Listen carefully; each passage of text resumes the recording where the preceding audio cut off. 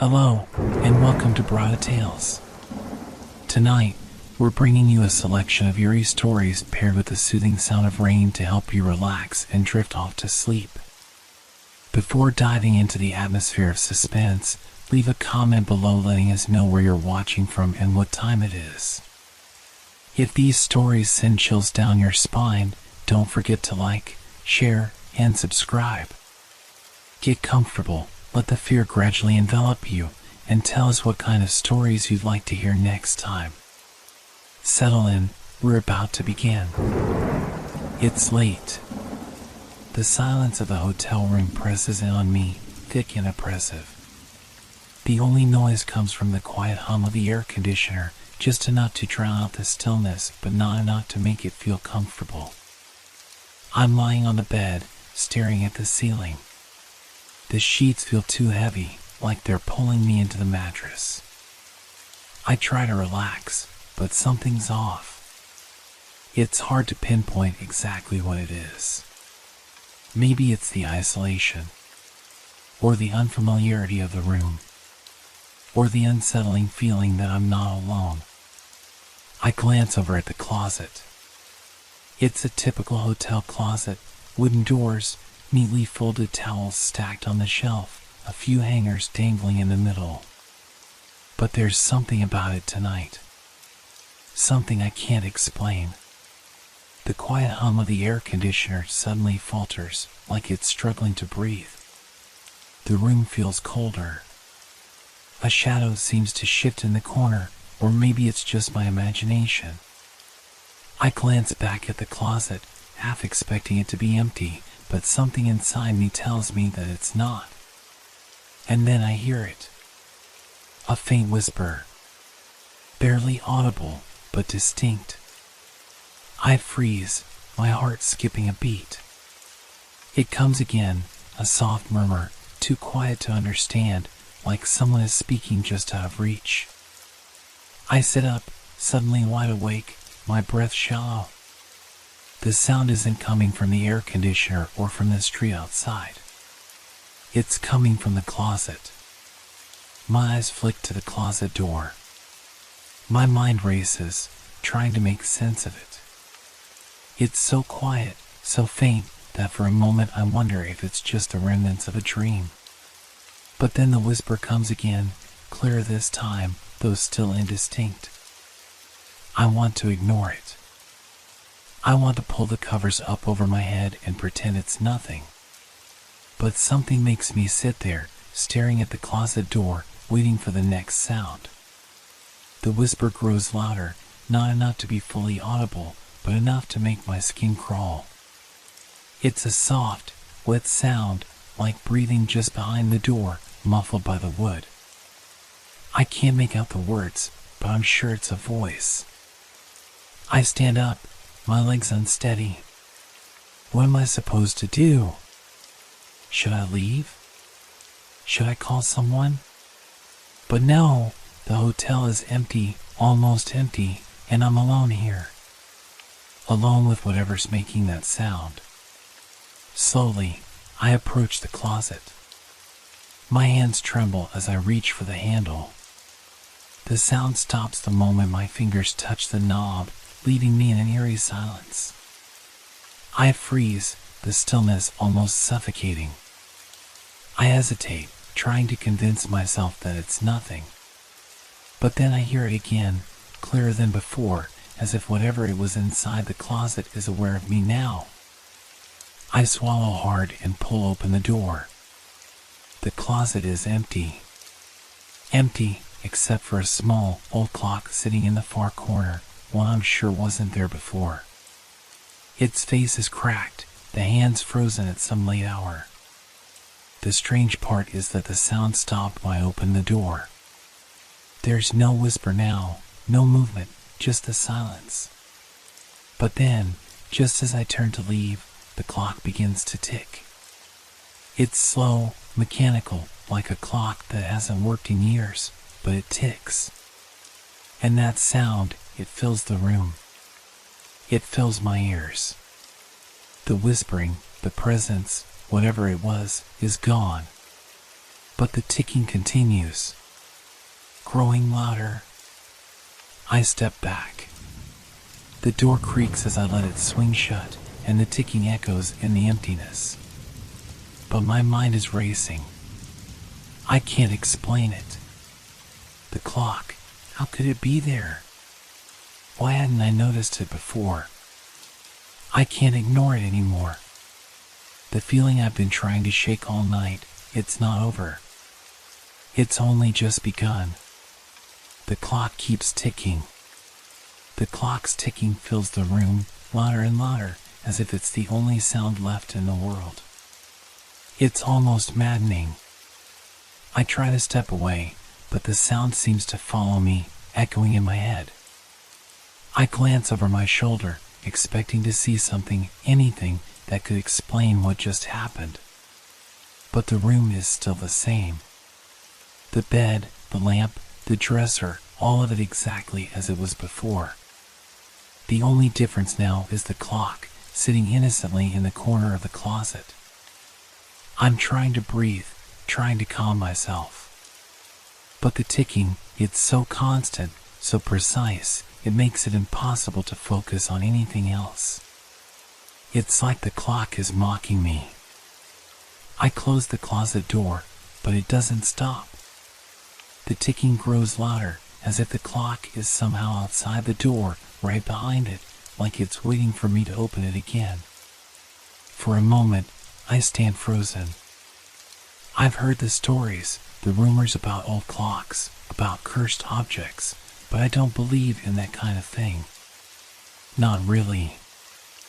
I shake my head, trying to clear the thought. But then, just as I start to turn away, I hear it again.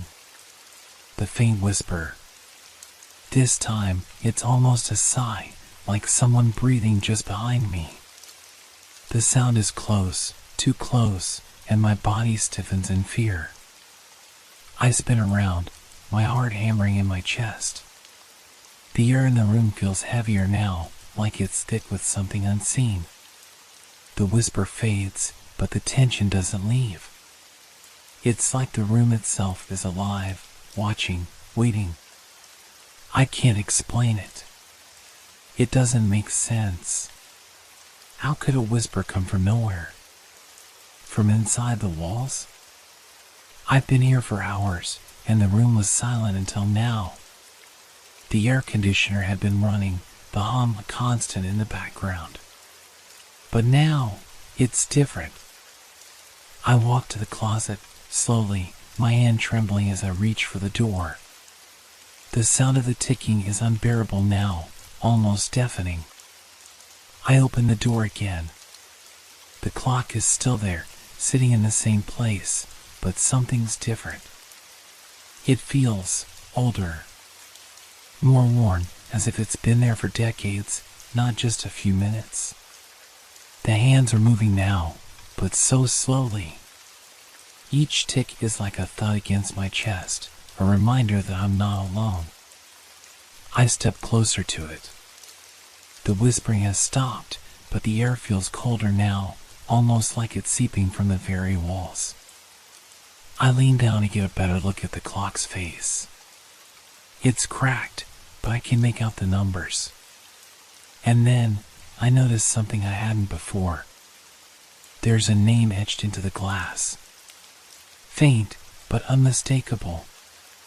It reads, Eleanor. My breath catches in my throat.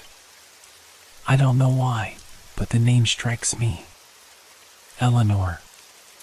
I don't know anyone named Eleanor. The name means nothing to me, yet it feels somehow familiar, like I should remember it. A strange sense of unease crawls up my spine, and I quickly shut the closet door again, trying to block it all out. But the ticking doesn't stop. It follows me as I sit on the edge of the bed, my hands shaking in my lap. I need to leave. I know I do. But the thought of going out into the hallway, where everything feels just as suffocating, is just as terrifying. I hear the whisper again, but this time it's different. It's not a voice. It's something else, something indescribable, almost like a shadow moving across the air. I look around the room, but there's nothing there. Nothing but the quiet hum of the air conditioner and the ticking, which now feels like it's inside my head. The door to the room is locked. The windows are sealed tight. I could leave. I could try to leave. But something is stopping me. Something holds me in place. And then, as I try to steady my breathing, I feel it. The air in the room shifts again. It's colder. And I swear, just for a second, I see something move in the corner of my eye. A shadow. A shape. I turn my head quickly, but nothing's there. Nothing at all. But the clock continues to tick. The whispers, faint and distant now, grow into something more. And I realize, with a sudden chill down my spine, that they're not just whispers anymore. They're voices. And they're calling my name. I try to block it out, to focus on something else, anything else. But it's impossible. The ticking of the clock, now deafening, mixes with the voices. They aren't clear, not at first. At first, they're just faint murmurs, like a conversation happening in the next room. But they grow louder, sharper, until it feels like they're in the room with me, swirling around my head. Eleanor, one voice whispers, so close to my ear it makes me jump. I stand up, my heart racing. I turn in circles, trying to locate the source, but there's nothing. Only the quiet flicker of the light above, the hum of the air conditioner, and the rhythmic ticking of the clock. The room feels smaller, the walls pressing in.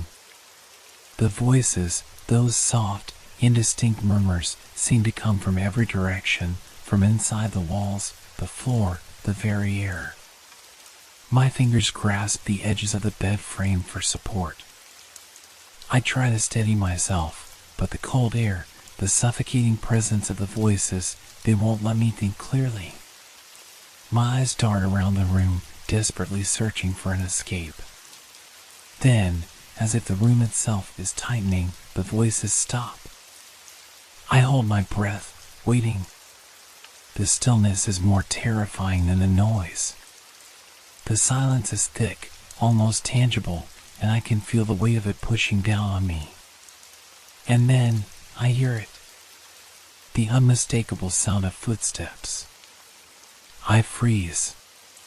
They're slow at first, hesitant, like someone walking through thick, sticky mud. Soft steps that echo in the emptiness of the room, right behind me. The footsteps grow louder, closer, until I can feel the vibrations in the floor beneath my feet. My body tenses, and my breath catches in my throat. I turn around quickly, but there's no one there. No shadow, no figure. Just the faint outline of the closet door, the bed, the empty room. But the footsteps, they don't stop. I can't breathe. The air feels thinner now, like there's less of it to go around. I want to scream, to run, but my legs won't move. My mind is screaming at me to leave, to get out of the room, but I can't. The footsteps come closer. They're at my side now, right next to me. I feel the air shift, the temperature drop, as if something is standing there, invisible, breathing down my neck. I turn again, but nothing is there. I press my hand to my chest, my pulse racing. The door. The door. I need to get to the door. I force my legs to move, stumbling towards the door, the room closing in on me with every step. The ticking of the clock has become a pounding in my ears, deafening, suffocating. I grip the handle of the door and pull, but it won't open. The handle won't budge. Panic rises in my throat as I struggle with the door. I can hear the footsteps again, right behind me, so close that I feel the air move, feel the weight of something approaching. The voices are growing louder, merging into one. A jumble of syllables, words I can't understand. They don't sound like a conversation anymore. They sound like pleading, like calls for help. I scream. I have to get out. I pull harder, yanking at the door, but the handle doesn't give.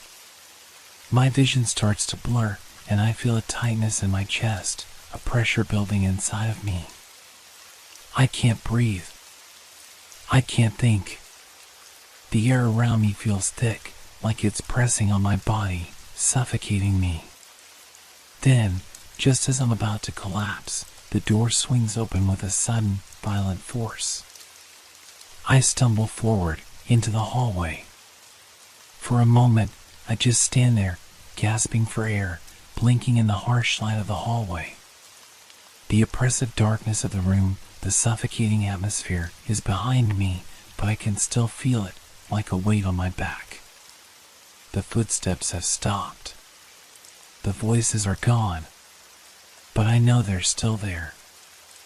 I can feel them, watching, waiting. I don't know where to go. The hotel hall stretches before me, empty and silent, just like the room. I'm lost in the quiet, lost in the unfamiliarity of this place, and I don't know if I'll ever feel safe again. I glance back toward the door, my heart thudding in my chest. And then, from somewhere deep inside the room, I hear it again. The ticking. It's not over. The ticking. It's faint, like the echo of a memory, but it still manages to creep into my mind. I can hear it in the back of my thoughts, the rhythmic sound that gnaws at my sanity. I try to ignore it, to push it away, but the sound doesn't leave. I stand frozen in the hallway, my back against the wall, my hands gripping the cool surface as I try to steady my breathing. My heart is still racing, my body trembling, but the silence of the hallway only amplifies the sound of my pulse, of my shallow breaths. The air feels heavy, thicker than it should be. The darkness of the room, the voices, the footsteps, they're still there, lingering in the corners of my mind, just beyond my reach. I can't escape them. I know I should leave, should run, but something compels me to turn back. I don't want to go back into that room. The thought of it makes my stomach churn, but something, some force, pulls me toward it. I can feel it, like an invisible string wrapped around my chest, tugging me closer. The hallway is empty, just as silent as the room, but it doesn't feel safe. It feels like it's closing in on me, like the walls are shifting, slowly, trapping me in. The lights flicker above me, casting long shadows that stretch and bend like they're alive. I don't know what's worse, the suffocating silence or the ever-present ticking. I glance at the door to my room, my body tensing at the sight of it. It's just a door, a simple wooden door, but it feels like a gateway to something more. Something that I can't escape from. The sound of the ticking grows louder again, more urgent. I can't ignore it anymore. I take a step toward the door. Just one. But it's enough to make my heart pound even harder in my chest. The air seems to shift around me, colder, heavier. I feel like I'm being watched.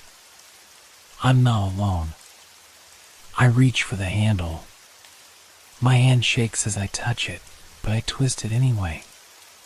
The door opens with a quiet creak, and I step back inside. The room looks the same, but it doesn't feel the same. It feels wrong. The shadows seem deeper, the air thicker. The ticking of the clock is louder, like it's coming from inside my head. I approach the closet again, cautiously. My footsteps are muffled on the carpet, but the sound of my breathing is too loud. The clock is still there, sitting on the shelf, its face cracked, its hands moving slowly. But it's different now, It's like it's waiting for me to do something, waiting for me to make the wrong move. I don't know what to do. My mind is racing, spinning out of control. I reach out, my fingers trembling, and I touch the edge of the clock.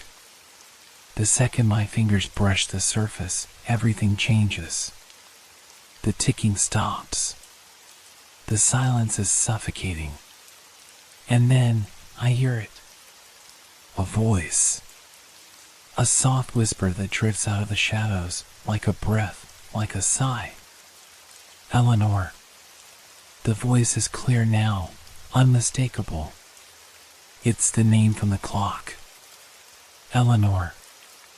I jerk back, my heart racing, my body frozen in terror. The whispering grows louder, more insistent. Eleanor, come closer. The words aren't coming from the clock. They're coming from somewhere else. The walls? The floor? The very air around me? I can't tell. All I know is that it's not just a voice anymore. It's a presence. A weight in the room that presses down on me, suffocating me, pulling me closer to the source. I try to back away, but my legs won't move. I can feel the cold air wrapping around me, chilling me to the bone. The shadows in the corners of the room seem to deepen, stretching out like tendrils, reaching for me. The door slams shut behind me. I scream, but the sound is swallowed by the room. The walls seem to close in on me, the ticking of the clock now deafening. The whispering is louder now, more urgent. Eleanor, you can't leave. I can feel it now. The presence. It's close. Too close. My eyes search the room frantically, but I see nothing. Only shadows. Only darkness. I can't breathe. The walls feel like they're pressing on me, like the air is being squeezed out of my lungs. I'm trapped. I'm suffocating. I turn to the closet, my body moving on its own, drawn to it like it's the only way out. The door is slightly ajar, just enough to let me see inside. The clock is still there, sitting in the corner, its ticking now a constant beat, like a heart in the dark. But there's something else. Something moving. Something watching me. I step closer, my feet heavy with dread, but I can't stop.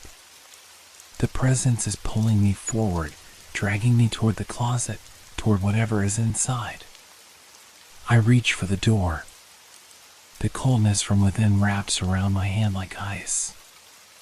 I force the door open, and then I see it. A figure. A woman. Her face is pale, her eyes wide and unblinking, staring at me. Her hair is long, dark, and tangled, and she's wearing a faded, old dress. She doesn't move, but I can feel her presence in every inch of the room. She's the one who's been whispering. Eleanor. I want to scream, to run, but my body won't move. I'm frozen, paralyzed by fear, unable to tear my eyes away from her. And then, in a voice that's not a whisper, but a command, she speaks.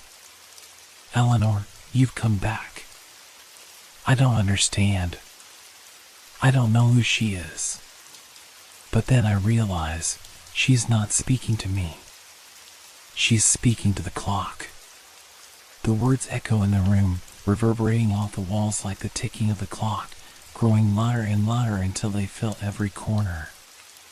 Eleanor, you've come back. I freeze. The words are not for me. They're for the clock. For the presence in the shadows. But still, they feel like they're aimed directly at me. Like I'm somehow part of this, drawn into a story that I don't understand. The woman, Eleanor, doesn't move. She remains still, her hollow eyes locked onto mine, but they don't seem to see me. It's as if I'm invisible, as if I'm not even part of this reality. The air in the room grows colder, more oppressive, and I can feel the weight of her gaze bearing down on me. I want to look away, to shut my eyes, to escape. But I can't. The clock ticks louder. Its rhythm is no longer the steady pulse of time. It's a warning, a reminder that I'm caught in something much larger than myself. I back away, but my legs feel like they're made of lead. I can't move fast enough. The air is thick, suffocating, and it's as if the room itself is closing in around me.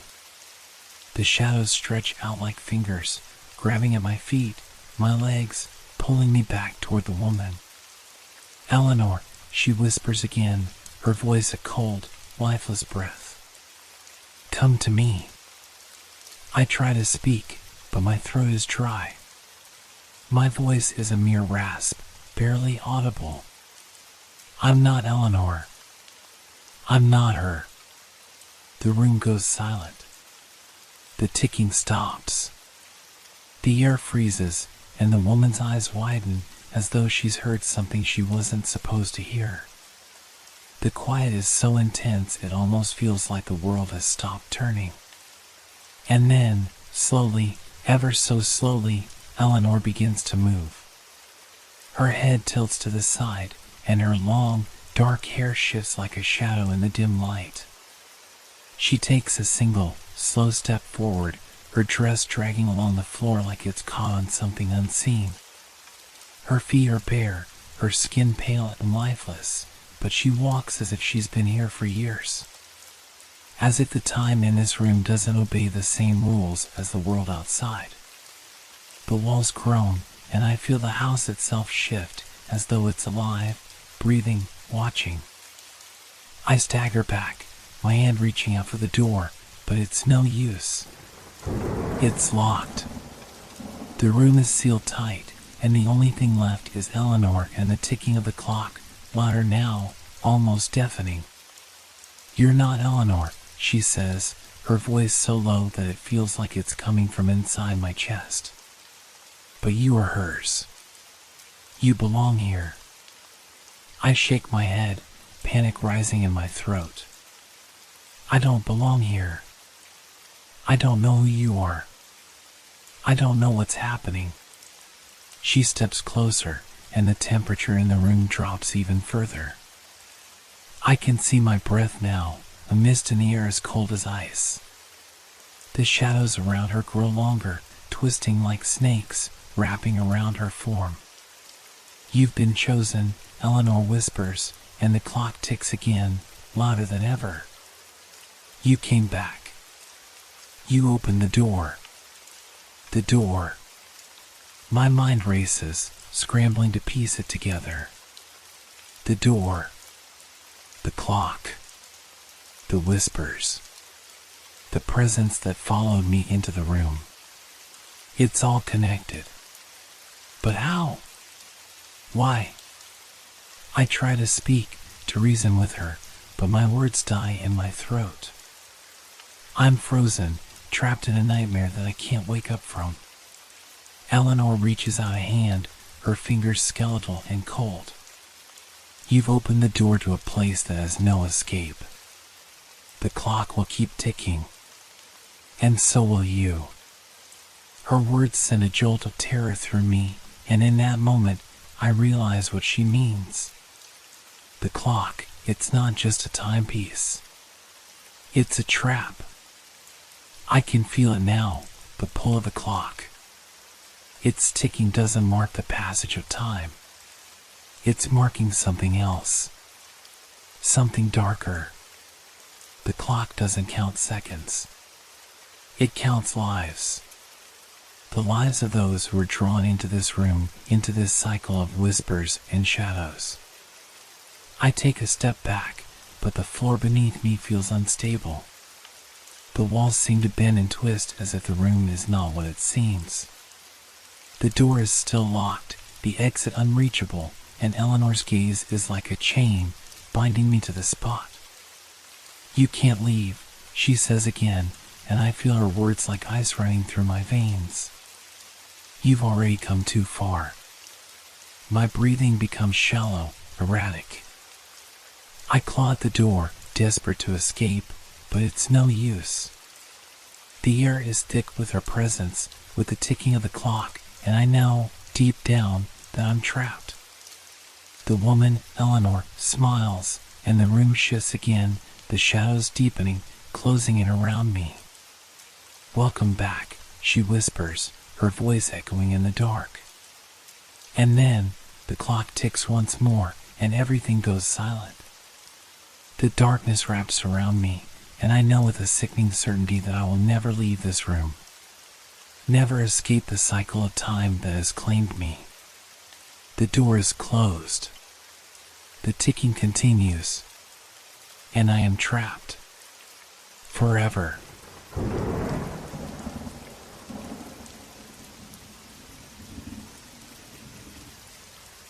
Have you ever been alone, listening to music, when something strange happens?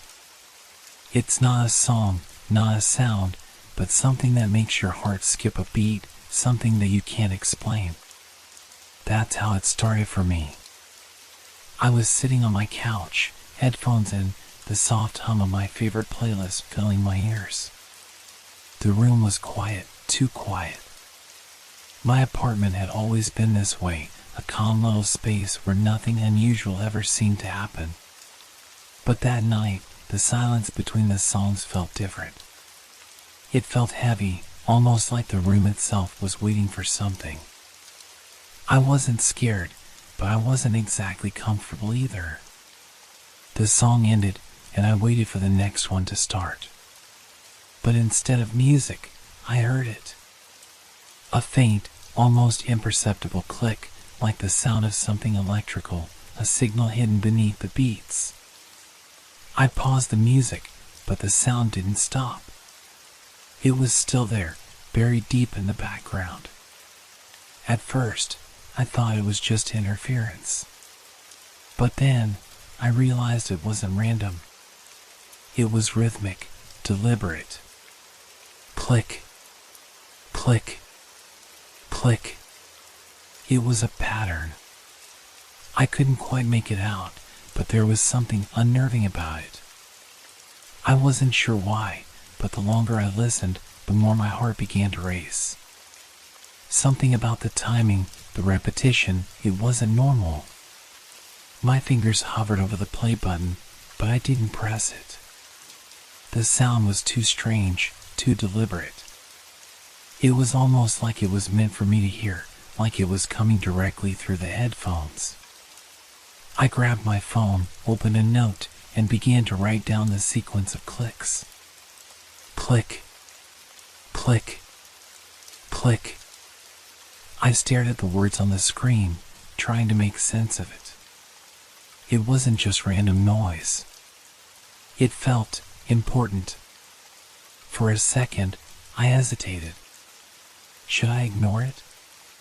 But then, I thought about how strange it was. It didn't feel like a glitch. It felt intentional. The clicks continued, like a pulse in the background of the music, faint but steady. Something inside me told me to pay attention, to listen more closely. Maybe it was a trick of my mind, or maybe it was something else entirely. I grabbed a pen and paper. I had to write down every click, every dot, every dash. Click, dash, dot, dash. Morse code? I wasn't sure, but the pattern was clear now. The more I wrote, the clearer it became. I recognized the letters forming as they appeared. My heart beat faster. The message. It was simple. Run. Run. I froze, my hand trembling above the paper. It was like the world around me had stopped moving, and all I could hear was the steady ticking in my ears. I didn't know what to think. Who was sending this? Why was it coming through my headphones? The room felt colder, the silence between the clicks heavier. The message felt like a warning, something I couldn't ignore. But I didn't know what it meant. Run from what? I ripped the paper from the notebook and stared at the message again. It didn't make sense, but it felt urgent. The sound in my headphones stopped. The silence was deafening. I pulled the headphones off, my heart still racing. For a moment, I just sat there, frozen in place, wondering if I had imagined it all. Maybe it was just a malfunction, a weird glitch in the audio file. But deep down, I knew it wasn't. Something was happening. Something had just changed. Something was trying to warn me. But warn me about what? And then, without warning, my phone buzzed. I looked at the screen, expecting a message or a notification, but there was nothing. Just a new app, an app one didn't remember downloading. The app was simple, just a black screen with a single blinking cursor. I stared at it for a moment, feeling a chill crawl up my spine. The cursor blinked once, then twice. And then, the text appeared. Run. I didn't need to be told twice. I stared at the screen of my phone, my heart thumping in my chest. The message seemed to pulse in front of me, the cursor blinking rhythmically like it was urging me to do something, to take action. My fingers hovered over the screen, unsure of what to do. Run. The words seemed to echo in my head, louder than before, almost like a command. The hairs on the back of my neck stood up, and a cold sweat broke out across my forehead. I could feel something shifting in the room, a subtle change that I couldn't quite place, but it was enough to make my stomach twist. I didn't know who or what was behind this message, but I knew it was real. I could feel it. And I could feel it in the pit of my stomach. Whatever this was, it wasn't good. I glanced around my apartment, suddenly aware of every little detail. The walls, the windows, the dim light from the street lamp filtering through the blinds. It all felt so ordinary, so safe. But now, it all seemed alien, like it was closing in on me. Like the space around me had shrunk without me even noticing. I needed to get out. I slammed my phone onto the couch and stood up, my legs feeling unsteady. I grabbed my jacket, my hands shaking as I shoved my arms into the sleeves. My mind raced, my thoughts fragmented, trying to process everything that had just happened. But there was no time for thinking. The message had been clear: run. I moved to the door, my eyes flicking nervously over my shoulder as I reached for the handle. The room was unnervingly quiet now, too quiet. The usual hum of the refrigerator, the faint buzz of the street outside, it was gone. I pulled the door open and stepped out into the hallway. The building was eerily silent. It was late, but not so late that it should be this quiet. Usually, there were the muffled sounds of neighbors, footsteps, doors opening and closing, soft laughter, or conversations through the walls. But now, there was nothing. I swallowed hard and glanced around. The hallway felt longer than usual, the shadows stretching unnaturally along the walls. My breath felt shallow, tight in my chest as I forced myself to move forward. Every step I took seemed to echo in the silence, amplifying the unease building inside me. Then, I heard it. A sound, faint at first, but growing clearer. A clicking sound, like the rhythmic taps of a keyboard or something mechanical, clicking against the silence. It wasn't a sound from the building. No, this sound was too precise, too deliberate. It was coming from my headphones. I froze, my heart hammering in my chest. The signal. The clicks. They were back. But how? My headphones weren't even on. I glanced down at them, lying on the couch, the cord hanging limp. The sound was coming from my ears, unmistakable and constant. Click, click, click. It wasn't interference this time. This was the same pattern I had heard before. The same rhythm, the same message. Run.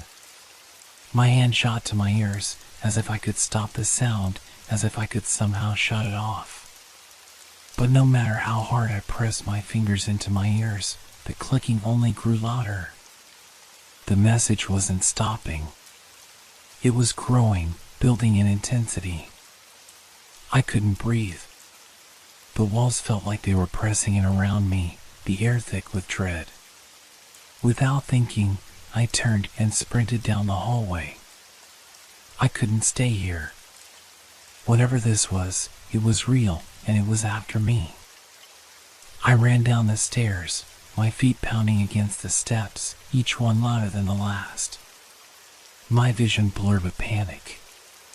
The message, that damn message, it wouldn't stop. The clicks were in my head, a constant, frantic pulse pushing me forward. I reached the front door of the building and yanked it open, stepping out into the cold night air. I didn't even stop to look around, didn't hesitate. The message still echoed in my mind, run, run, run. I kept running, my breath coming in ragged gasps, my thoughts scattered.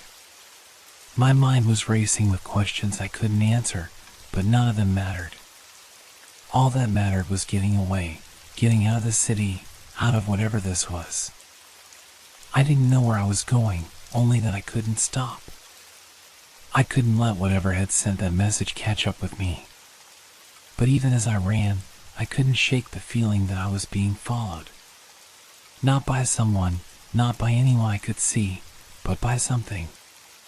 The presence from the headphones, the invisible force behind the clicks, it was there, just out of sight, always just behind me. I glanced over my shoulder, half expecting to see someone, or something, there. But the street was empty, the quiet street stretching out in all directions. I stopped for a moment, my chest heaving, my body trembling. But then, I heard it again. The clicks. Closer now, louder, sharper. Run. My pulse was racing, my legs heavy with exhaustion, but I couldn't stop. The clicking sound was relentless, echoing through my mind like a twisted soundtrack to my panic. I couldn't tell if it was the sound of my heartbeat or something more sinister following me. But I knew one thing, I wasn't alone. I darted down a side street, my feet slapping against the pavement, the sound of the clicking growing closer with each step. It was coming from all around me now, the rhythm filling the air, blending with the quiet hum of the night.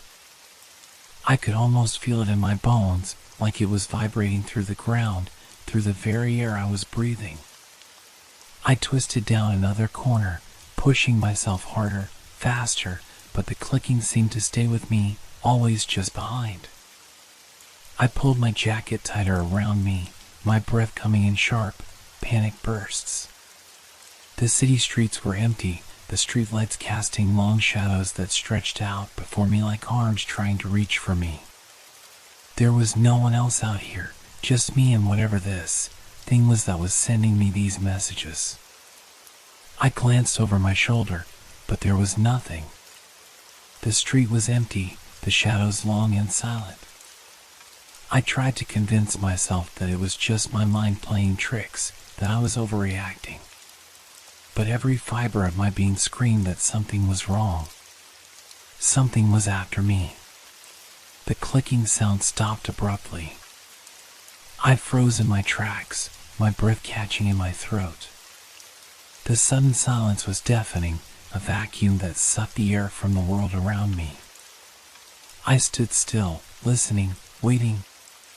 And then, the sound came again, louder than before. Click. Click. Click. Click. But this time, it wasn't just in my headphones. It was coming from somewhere else. From the shadows. I turned quickly, my heart racing. The street was empty, except for one thing. A figure stood at the end of the street, bathed in the flickering light of a nearby street lamp. I couldn't make out any details, but I could feel it, the presence, the weight of something wrong. Something that didn't belong. The figure didn't move, didn't make a sound, but I could feel its gaze on me, cold and unblinking. I took a step back, then another, my feet stumbling, but I couldn't stop. I needed to get away. I needed to. The figure stepped forward, the click of its shoes against the pavement cutting through the silence. The rhythm matched the clicking in my headphones. It was coming toward me. Run. I turned and sprinted, my legs burning with the effort, but the figure was always there, just out of sight, just behind me. The clicking echoed in my mind, a constant reminder that I couldn't escape. It was too fast. It was too close. I rounded another corner, desperation clawing at me. I needed a place to hide, somewhere to break the rhythm, to throw off whatever was following me. And then, I saw it, a small alleyway, a narrow passage between two buildings. My heart surged with hope. It was my only chance. I ducked into the alley, squeezing through the narrow gap between the buildings, the sound of my footsteps drowned out by the pounding in my ears. The alley was dark, but I didn't care. I had to hide. I pressed myself against the cold brick wall, trying to steady my breathing, to listen for any sign that the figure had followed me. The clicks were gone now, replaced by the sound of my own breath in the dark. I stayed as still as I could, trying to make myself as small as possible, my mind racing with fear. How had it found me? How was it even possible for the clicks to be so perfectly synchronized with my movements? And then, as I leaned back against the wall, I heard something, soft at first, a whisper of sound that barely reached my ears. It was faint, like something far off, but it was unmistakable. Click. Click. Click. It wasn't the sound of footsteps this time. It was a voice I recognized. It was my own.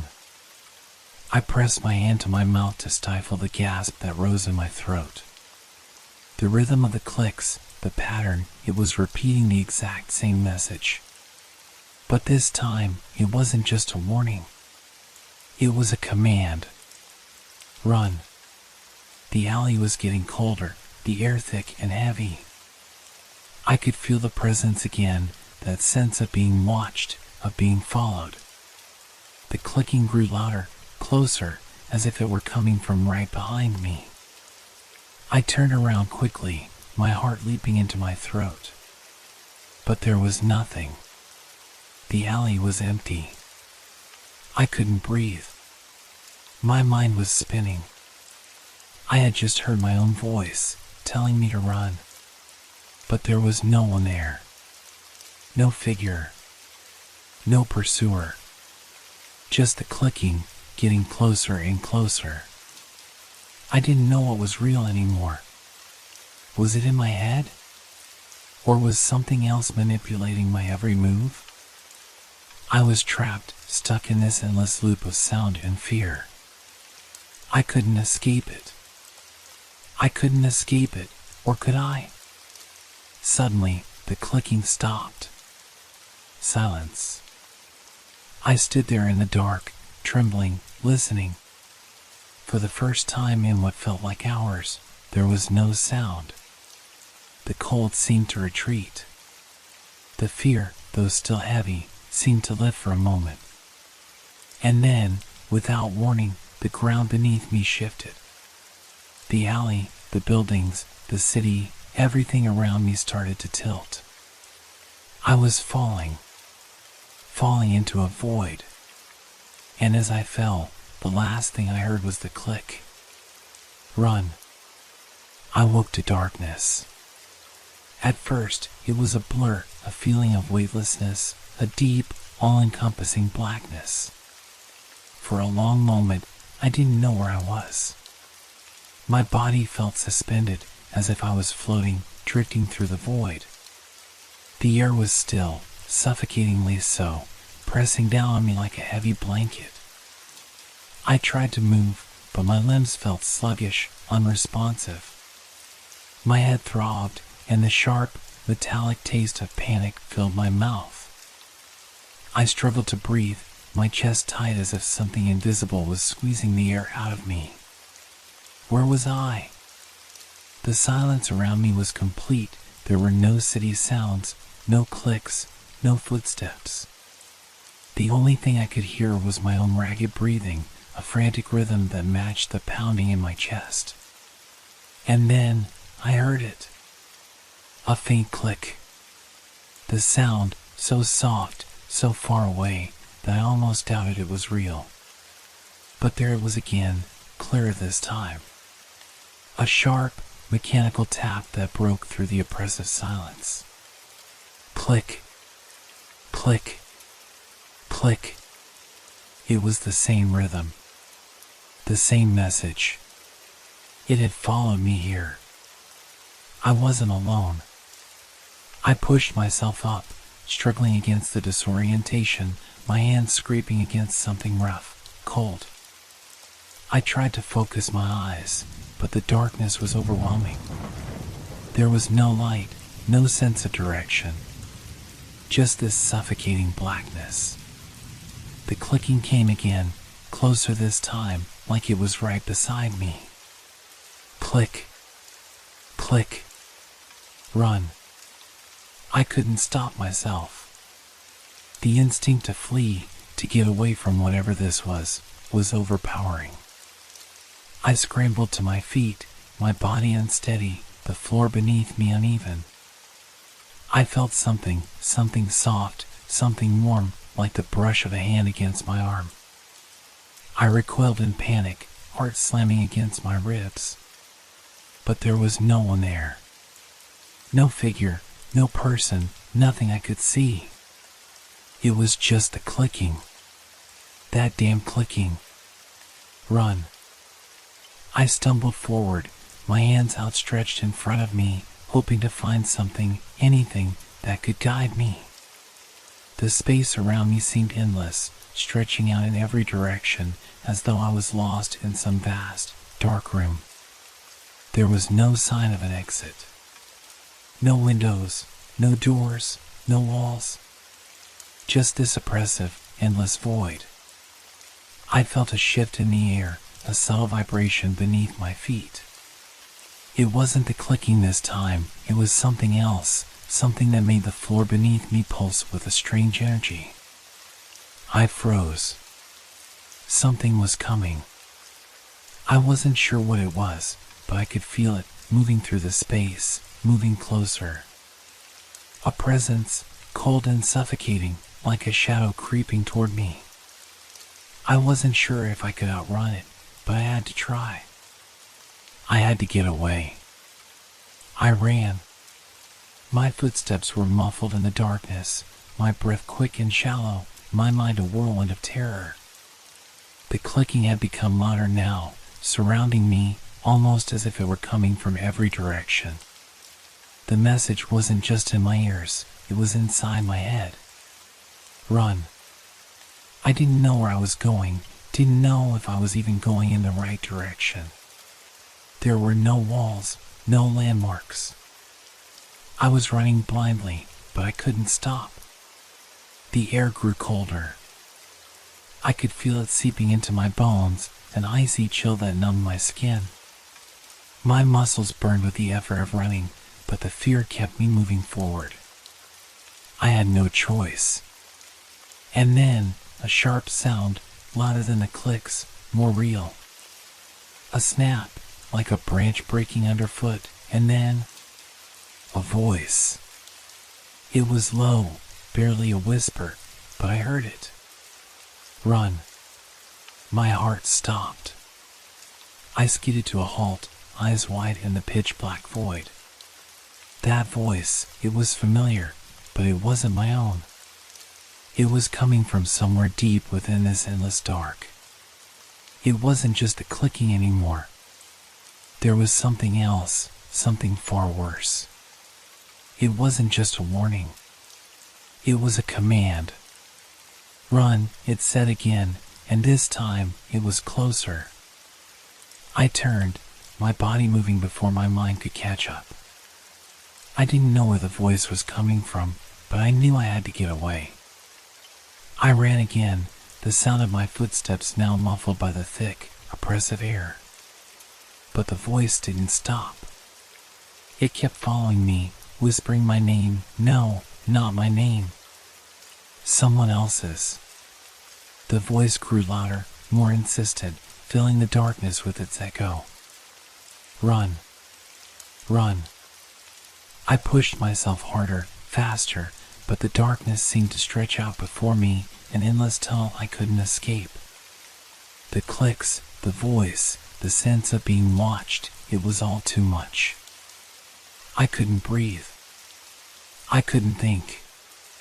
And then, just as I thought I was about to collapse from the weight of it all, the darkness split open.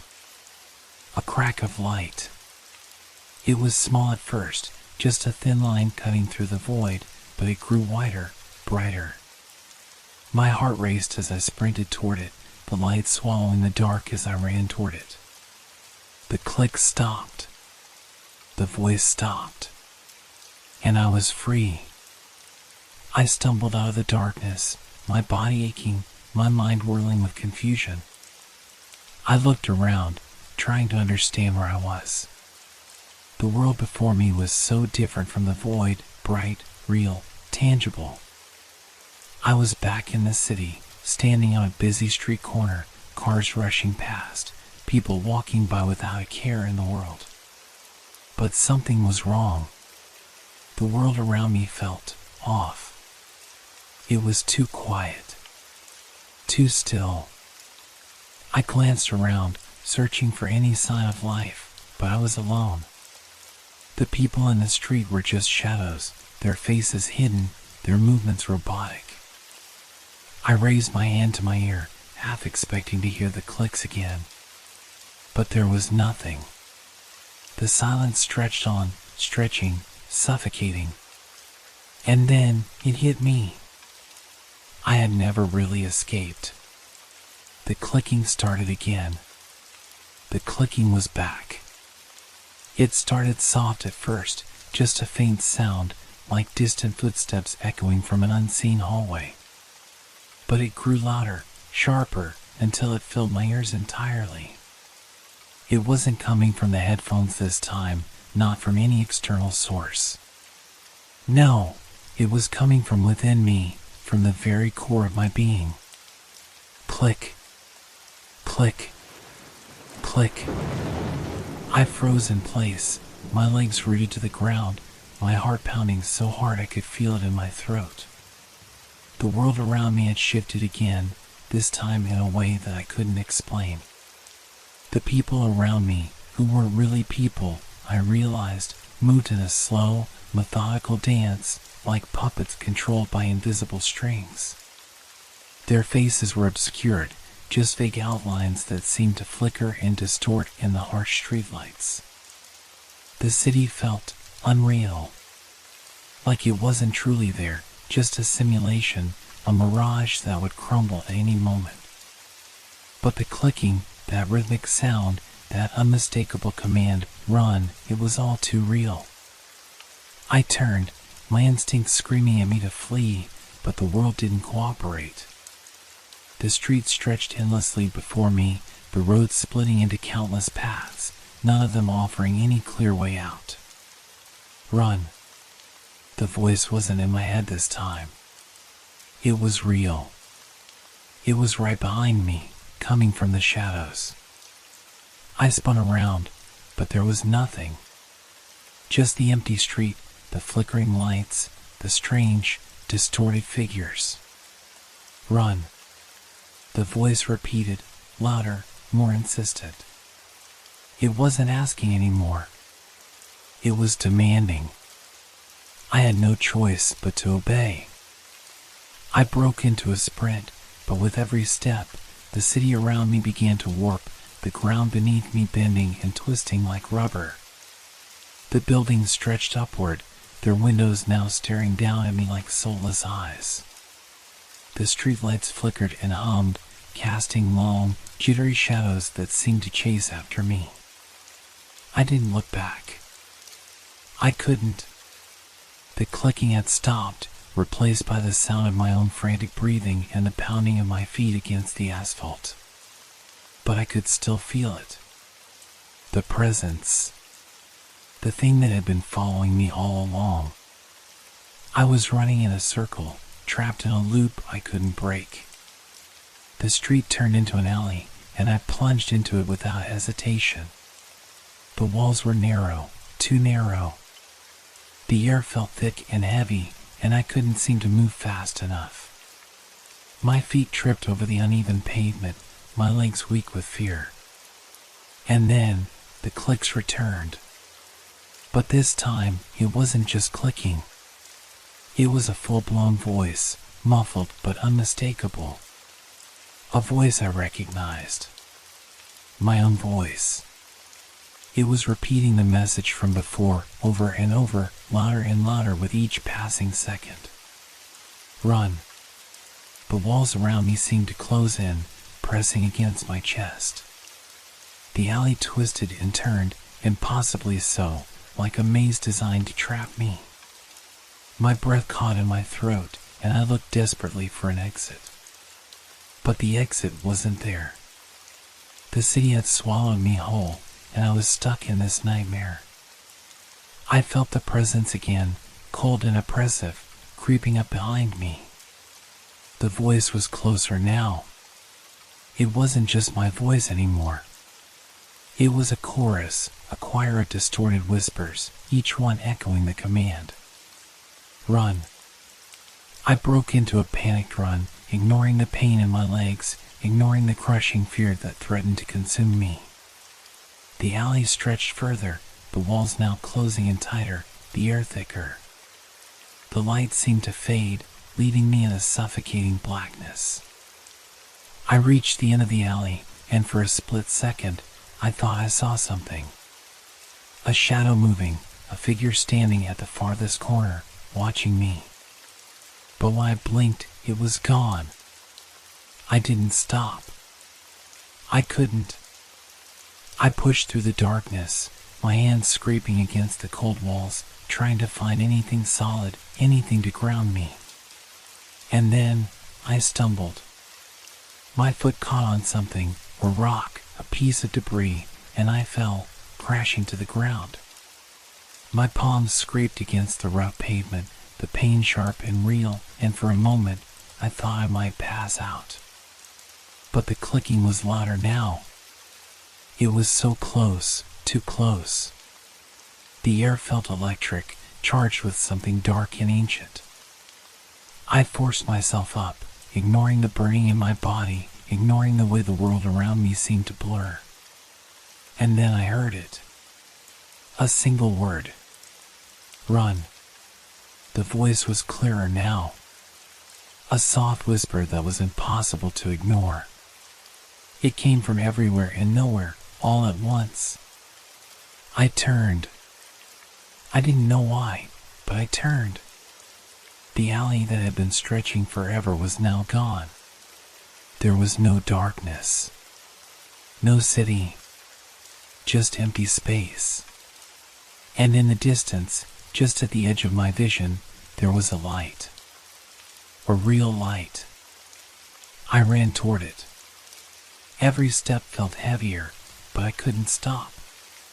The clicking was so loud now, drawing out everything else, like it was inside my skull, echoing against the walls of my mind. The light drew closer, flickering, like a beacon in the darkness. As I reached it, everything stopped. The light, the noise, the fear, all of it vanished. I stood there, in complete silence, as everything around me fell away. I wasn't in the city anymore. I wasn't in the alley. I was back in my room. The headphones were still in my ears, the music stopped, and everything felt normal, as if nothing had ever happened. But then, the clicking came again. I turned to see the figure standing by my door, and I understood. It had never been a warning. It had never been a message.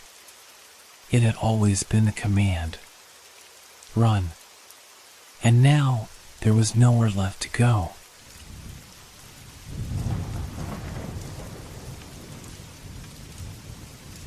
Have you ever felt the weight of silence press down on you, like the world itself had stopped spinning? That kind of quiet that makes you question everything you thought you knew about your surroundings? I didn't know it then, but that night was going to change everything. It was late, past midnight, when I first noticed the fog. At first, I thought it was just another chilly evening in our old neighborhood. The kind of cold that sinks deep into your bones. But this was different. The fog wasn't just a simple haze drifting across the yard. It was thick, unnaturally thick. A blanket of white that stretched from one end of the yard to the other, swallowing everything in its path. I sat at my window, staring out into the murky blur. The street lights on the other side of the yard barely cut through the fog, casting faint pools of yellow light onto the ground. It was so thick, I could barely make out the shape of the fence at the far end of the yard, and the trees looked like twisted, shadowy figures looming out of the mist. The whole scene was surreal, almost dreamlike. But I couldn't shake the feeling that something was wrong. I had only moved into this house a few months ago. It was a small, old place on the outskirts of town, quiet and isolated. Perfect for someone like me who didn't mind the solitude. But lately, something had felt off. Little things, nothing I could put my finger on. The creak of the floorboards when no one was walking. A cold draft where there shouldn't have been one. I had tried to brush it off as the house settling, as my overactive imagination getting the better of me. But this fog? This was different. It felt alive. I pulled the curtains back and leaned closer to the window. The fog swirled in the yard, moving almost like it had a mind of its own. It wasn't normal fog. The mist wasn't just sitting still, it was shifting, undulating in unnatural patterns. Something was moving within it. At first, I thought it was just my eyes playing tricks on me. But no! There were shapes, shadows, figures, moving in the fog. I blinked, rubbed my eyes, but when I looked again, they were still there. The figures were too far away to make out clearly, but they moved with purpose, slowly crossing the yard. At times, they would stop, as though they were waiting for something, or perhaps watching me. My heart rate picked up, and I took a step back from the window, my hand trembling slightly. It wasn't the fog that frightened me. It was the way it made the yard feel different. Like it wasn't the same place I had lived in just hours ago. The world outside my window felt distorted, as if I was looking through a lens that warped everything it touched. I took a deep breath, trying to calm my racing mind. It's just fog, I told myself. It's just the cold playing tricks on you. But then, something moved closer to the window. I froze. It wasn't a shadow anymore. It was a shape, a silhouette of something tall and thin, its outline barely visible through the dense mist. I could see it standing just beyond the glass, not moving, just watching. Its presence seemed to fill the space around it, the air growing heavier, thicker, like something was pushing in from all sides. My breath caught in my throat. It wasn't a person. It wasn't anything I could recognize. It was just wrong. I took a step back, my pulse pounding in my ears. The figure didn't move, but I could feel it there, as if it were staring right at me, waiting for something. I didn't know what, but I couldn't bring myself to look away. Every part of me screamed to run, to lock the door, to hide, but my feet wouldn't move. The fog had me trapped, as if the very air had conspired to keep me here. The figure shifted, slowly, like a person uncertain of how to approach.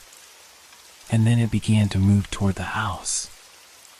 I snapped back to reality, my breath coming in short, shallow gasps. No, this wasn't happening. I needed to get out of here. My mind raced with possible explanations, someone playing a prank, some kids trying to scare me, but deep down, I knew that wasn't it. There was something far worse out there in the fog, something I couldn't explain. I rushed to the door, my hands trembling as I fumbled for the lock. The sound of my own breathing was too loud in the silence of the house, each inhale sharp and panicked. When the door finally clicked open, I froze in the doorway, staring out into the fog. I expected to see nothing but the swirling mist, maybe the vague shapes I'd seen earlier. But now, there was nothing. The yard was empty. Silent. The fog hung in the air, still and thick, but there were no more figures moving in it. Just an eerie stillness that made my skin crawl. Had I imagined it? Was it all just a trick of the mind? I stepped out onto the porch, cautiously peering into the yard. My eyes skimmed the fog, but there was nothing. No movement, no shapes, no figures. Just the fog, rolling in gentle waves like ocean tides, as if mocking my fear. I let out a shaky breath and stepped back inside, closing the door behind me. I leaned against it, my hands still trembling, my heart pounding. Maybe I was just tired, I told myself. Maybe I had overreacted. But then, I heard it. A sound from the yard. A faint scraping noise, followed by the unmistakable sound of something or someone dragging itself across the ground. I turned toward the window again, my stomach dropping. The figure was back. Closer this time. It was standing just a few feet from the window, its form still indistinguishable, but I could feel its presence, thick and suffocating. And then I heard a voice, soft but unmistakable. A whisper. Come out. I pressed my back against the wall, my hands clenching into fists. The fog outside the window seemed to be closing in, slowly creeping toward the house. I didn't know what it was. I didn't know why it was here. But whatever it was, it wanted me. And there was nowhere left to hide. I stood there, frozen, heart pounding so hard it felt like it might break through my ribs. The whisper still echoed in my mind, come out. It wasn't a voice I recognized, but it was too clear to ignore, too real to be a figment of my imagination. I glanced toward the window again. The fog had thickened even more, now pressing against the glass like a living thing, blurring everything beyond it. The shape was still there. It was closer now, just outside the yard, standing in the middle of the fog like it was waiting for me. It didn't move. It didn't need to. I could feel its presence, something ancient and patient, as if it had been watching me long before tonight. I shook my head, trying to clear the panic, trying to convince myself that it was just a trick of the mind. But I couldn't. The air around me felt suffocating, charged with a heavy silence that made my skin prickle. I took a step back, but my feet felt like they were stuck in place, as if the floor had suddenly become a part of the fog too. This isn't real, I whispered to myself, but even as I said the words, they felt empty, hollow. The thing outside, the figure in the fog wasn't just a shadow anymore. It was real. I could feel it. And I was trapped. I had no choice but to stay inside, right? I couldn't go out there. I couldn't face whatever that thing was. But the whisper came again, softer this time, almost a caress. Come out and see. I wasn't sure how much time had passed. Minutes, maybe hours. The clock on the wall ticked away, but it felt like time had stopped altogether. I hadn't moved from my spot by the door. I couldn't. Every instinct screamed at me to stay put, to wait until morning I could pretend that this was all just a bad dream. But I knew, deep down, that whatever was happening wasn't going to wait until morning. The fog outside wasn't just weather, it was a warning. The scrape of something against the ground came again. It was closer. I could hear it now, the soft, rhythmic dragging sound, like something or someone was pulling itself across the yard. My pulse quickened. Suddenly, I heard a knock. Faint at first, like someone tapping on the window. I spun around, eyes wide with terror. The knock came again, louder this time, a sharp, deliberate tap, tap, tap. I couldn't breathe. I was frozen in place, staring at the door as if it might open on its own. Please, please let it be nothing. But I knew better. I slowly moved toward the window, my body trembling with fear. I forced my feet to step lightly, as if making noise might make the thing out there notice me more. I reached the curtain and pulled it aside just a little, just enough to see. For a moment, there was nothing. Just the fog swirling around in the yard, moving with the wind. But then, I saw it. The shape, no longer standing still. It was moving slowly, deliberately, toward the house. I could make out its form now. It wasn't a person. It didn't have the shape of any living creature I knew. It was more like a shadow, an outline, a distortion in the air itself. It was tall, too tall. Its edges wavered, like the fog was part of it, bending and stretching as it moved closer. The tapping came again, this time harder, more insistent. It was coming from the window. The thing was at the window. I could hear its breath, low and ragged, like it was struggling to pull air into its non-existent lungs. I jumped back, knocking into the table, but I didn't care. I couldn't take my eyes off the window. The shape outside hadn't moved, but I felt its presence now, more overwhelming than ever. It was so close, too close. I could feel its weight pressing against the window, like it was reaching for me. I backed away slowly, my mind racing for a way to escape. The house had no basement, no attic. The back door led straight into the fog. There was nowhere to go. The voice came again, but this time it wasn't a whisper. It was clearer, stronger. Let me in. I choked on my breath. My hands were shaking as I fumbled with the lock on the door. I had to leave. I had to run. But where could I go? The fog surrounded the house, closed off every escape. Another knock. This time it was louder, shaking the frame of the window. Let me in. It's time. I didn't know how I knew, but I knew one thing for sure. It wasn't going to leave until I answered. It was waiting for me to come to it. My mind screamed at me to open the door, to run, to do anything, but my body refused to move. My legs felt like they were made of stone. I couldn't even bring myself to step forward, to unlock the door. It felt like I was waiting for something. for it to make the first move. But the thing outside didn't move. It waited. And so did I. The air inside the house was still, thick with tension.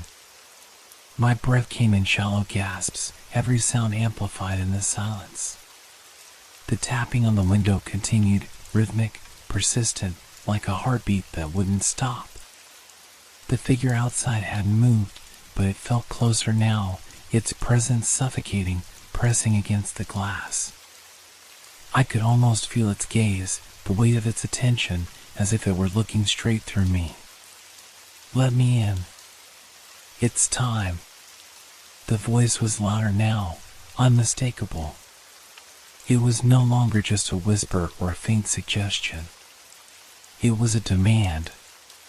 My heart hammered in my chest, and I took a step back, away from the window. But I couldn't stop looking at it, couldn't tear my eyes away. The figure outside had grown even more distinct. The fog around it swirled in unnatural patterns, almost like it was bending to its will. And the edges, those wavering, shifting edges, began to look less like a shadow and more like something solid. Something that had substance. I tried to swallow, but my throat felt tight, dry, as if the very air in the room had thickened to the point of suffocating me. The figure outside, it wasn't just a shape anymore. It had form. It was there, standing just beyond the glass, and it was waiting. For me.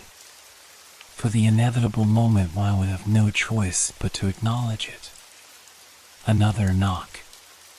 This time, the window rattled. The force behind this sound was too strong, too deliberate. It was as if the figure was trying to make sure I heard it.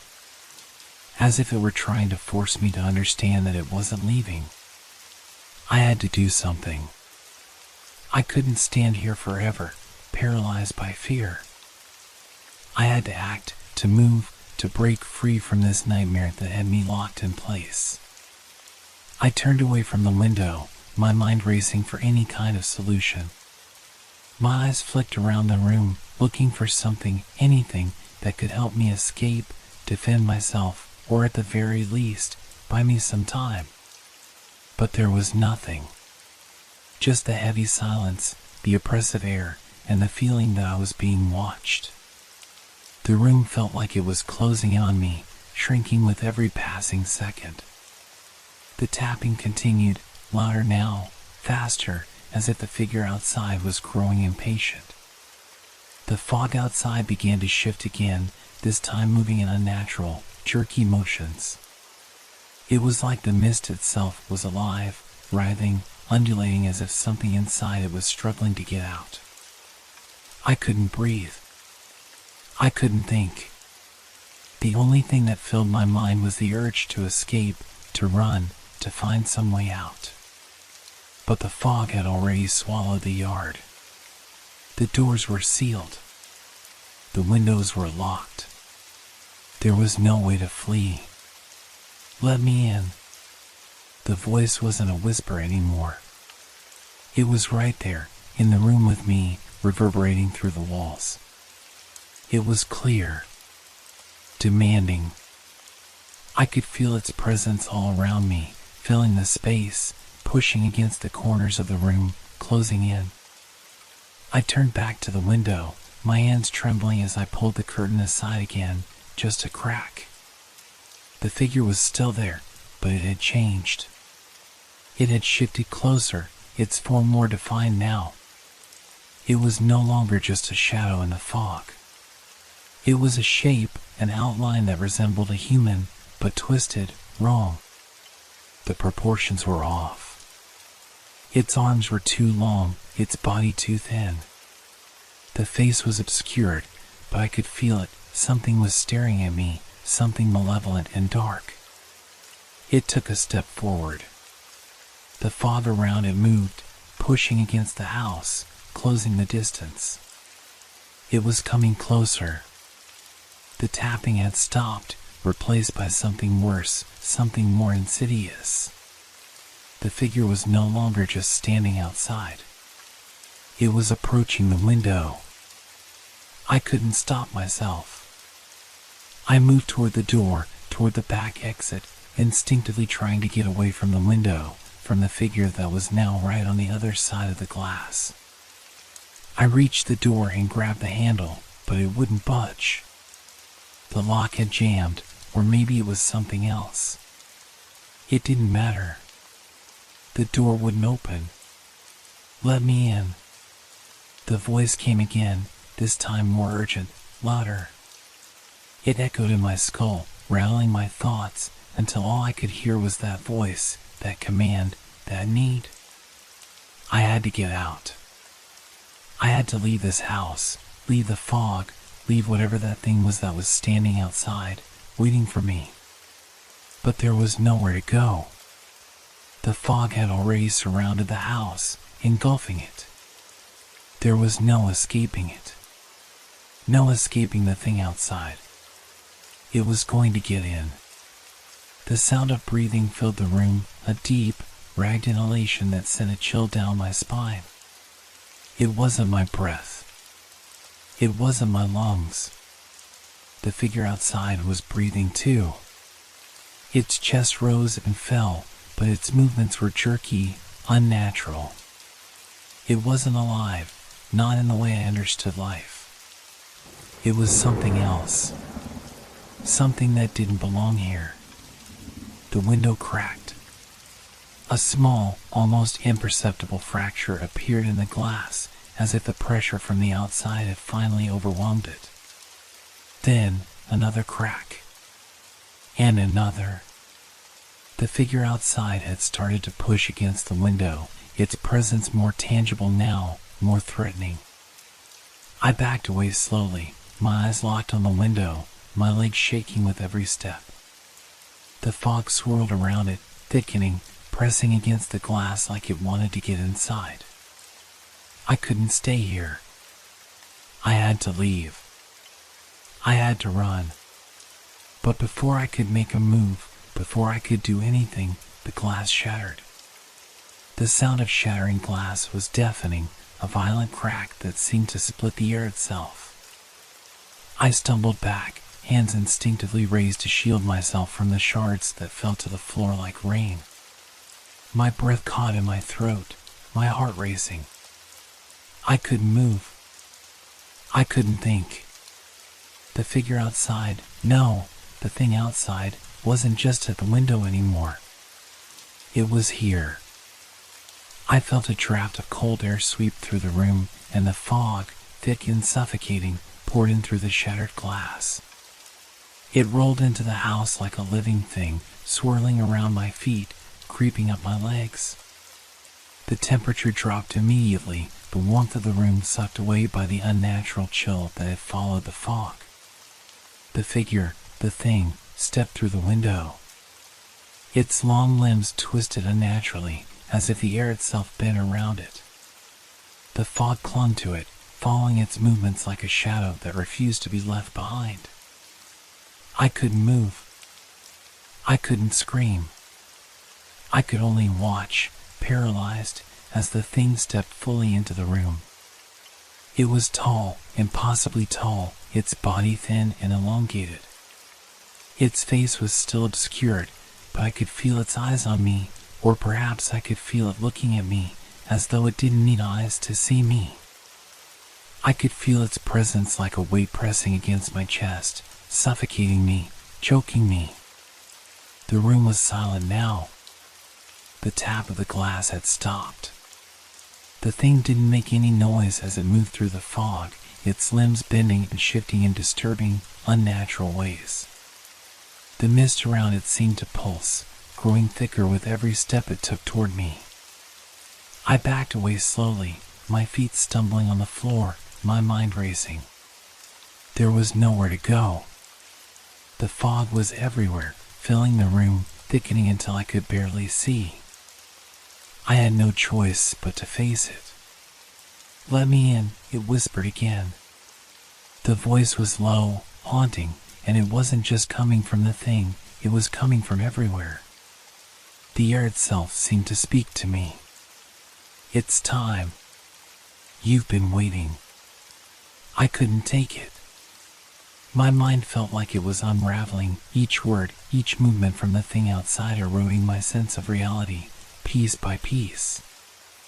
I turned to the door again, desperately pulling on the handle, but it was useless. The lock was jammed. The thing's breath, the sound of it, was getting closer. I could hear it now, low and ragged, as if it were breathing just behind me. The air was thick with it. Let me in. I could feel its presence behind me. The hairs on my neck stood on end. It was close. Too close. Please, I whispered, more to myself than to the thing, hoping that the act of speaking might somehow break the hold it had over me. But it didn't. The thing was inside now. The fog had filled the room, pressing in from every corner. The shadows had come to life. The walls felt like they were closing in. It was here. I spun around, my eyes wide with terror, just in time to see the thing's hand reaching out toward me. The long fingers stretched unnaturally, the skin like something dead, something that shouldn't exist in the light. I stumbled backward, tripping over a chair that fell to the ground with a loud crash. The thing paused for just a moment, as if savoring the fear it had caused, before it took another step toward me. The fog swirled around it, thickening like a living, breathing entity, and for a moment, I saw its face. Or what should have been its face. It was a mass of swirling, shifting shadows, no clear features, just a void. A darkness that stretched on, deeper and darker than anything I had ever seen. It was staring at me, or I thought it was, but I couldn't tell where its eyes were, or even if it had eyes. It didn't need them. I felt it seeing me, feeling me, pulling me closer. My throat went dry. My body trembled. I knew what was about to happen, but I couldn't escape it. I couldn't move. I couldn't scream. It was going to take me. It's time. The voice echoed again, and this time it was louder, more insistent. It wasn't just a whisper anymore. It was a command. A declaration. And I couldn't fight it. I gasped as the thing's hand closed around my wrist, its grip cold and unyielding. The fog twisted and coiled around my arm like 1,000 tiny fingers, pulling me toward it. I could feel my skin freezing beneath its touch, as if its very presence was draining the warmth from my body. I struggled, but it was no use. I couldn't break free. The thing pulled me forward, dragging me through the mist toward it. The air around me was thick with a suffocating silence, and the only sound I could hear was my own ragged breathing. I felt its breath against my face. It was colder than the fog, colder than the night. It was freezing me, freezing everything.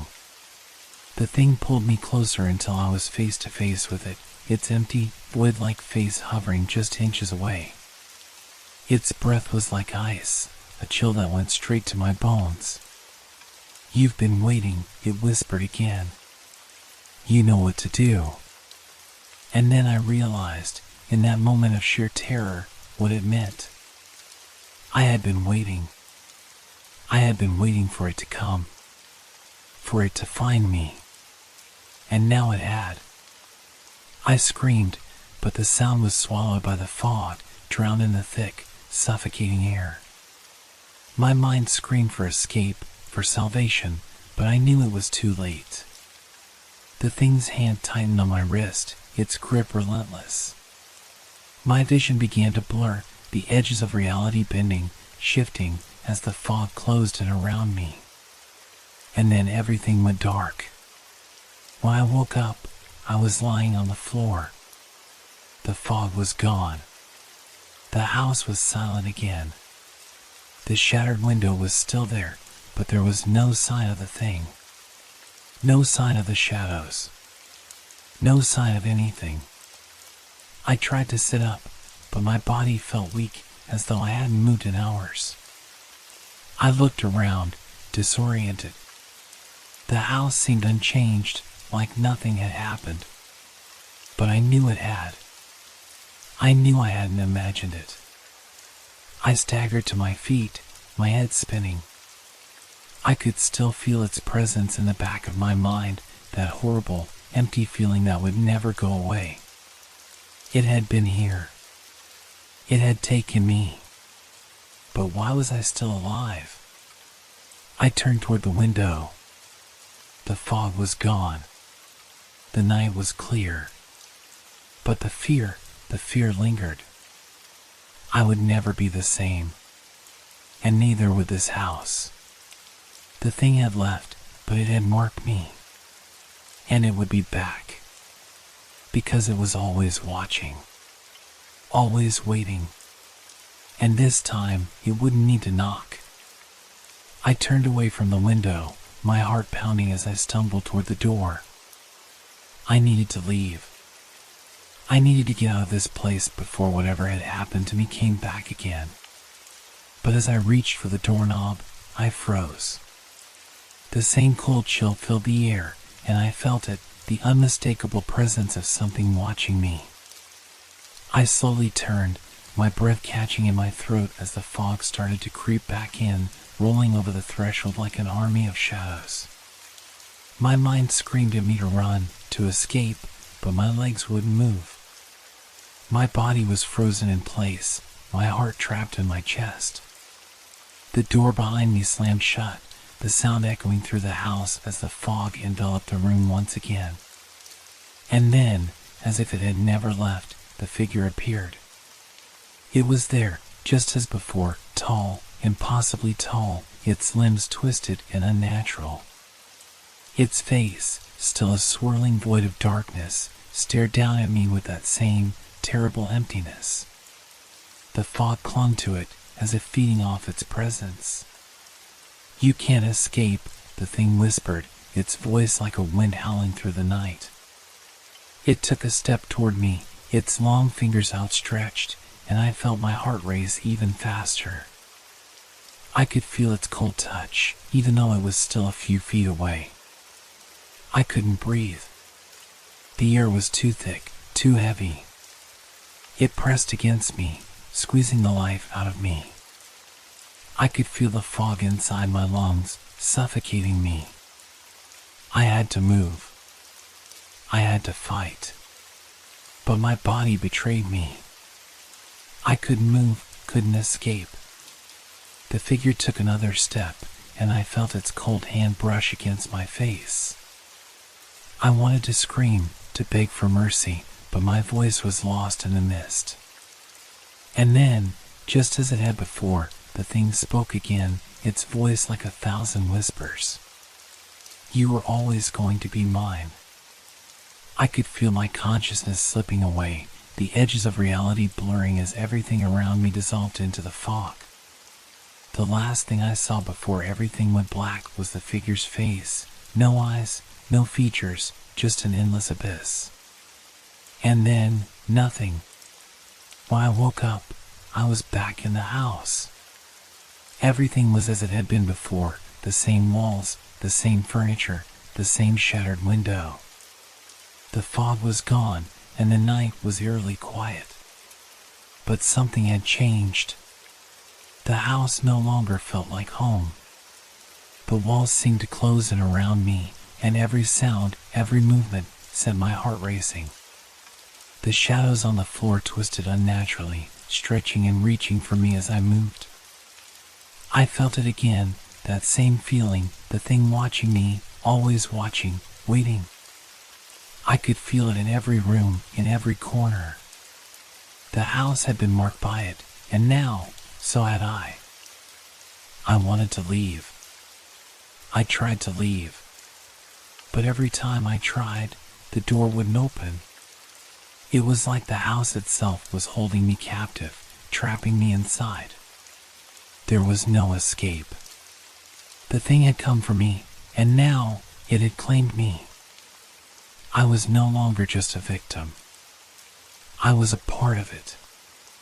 A part of the darkness that had followed me, that had always been waiting for me. And as the fog slowly began to return, I knew this was only the beginning.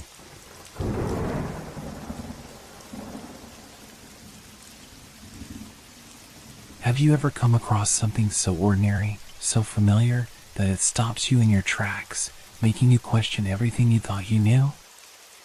I did. It was a Wednesday evening, the kind of evening where the world outside is soaked in rain and the hum of city lights seems to flicker and blur. I had just returned from work, the dull ache of fatigue pressing on my shoulders as I trudged into the building.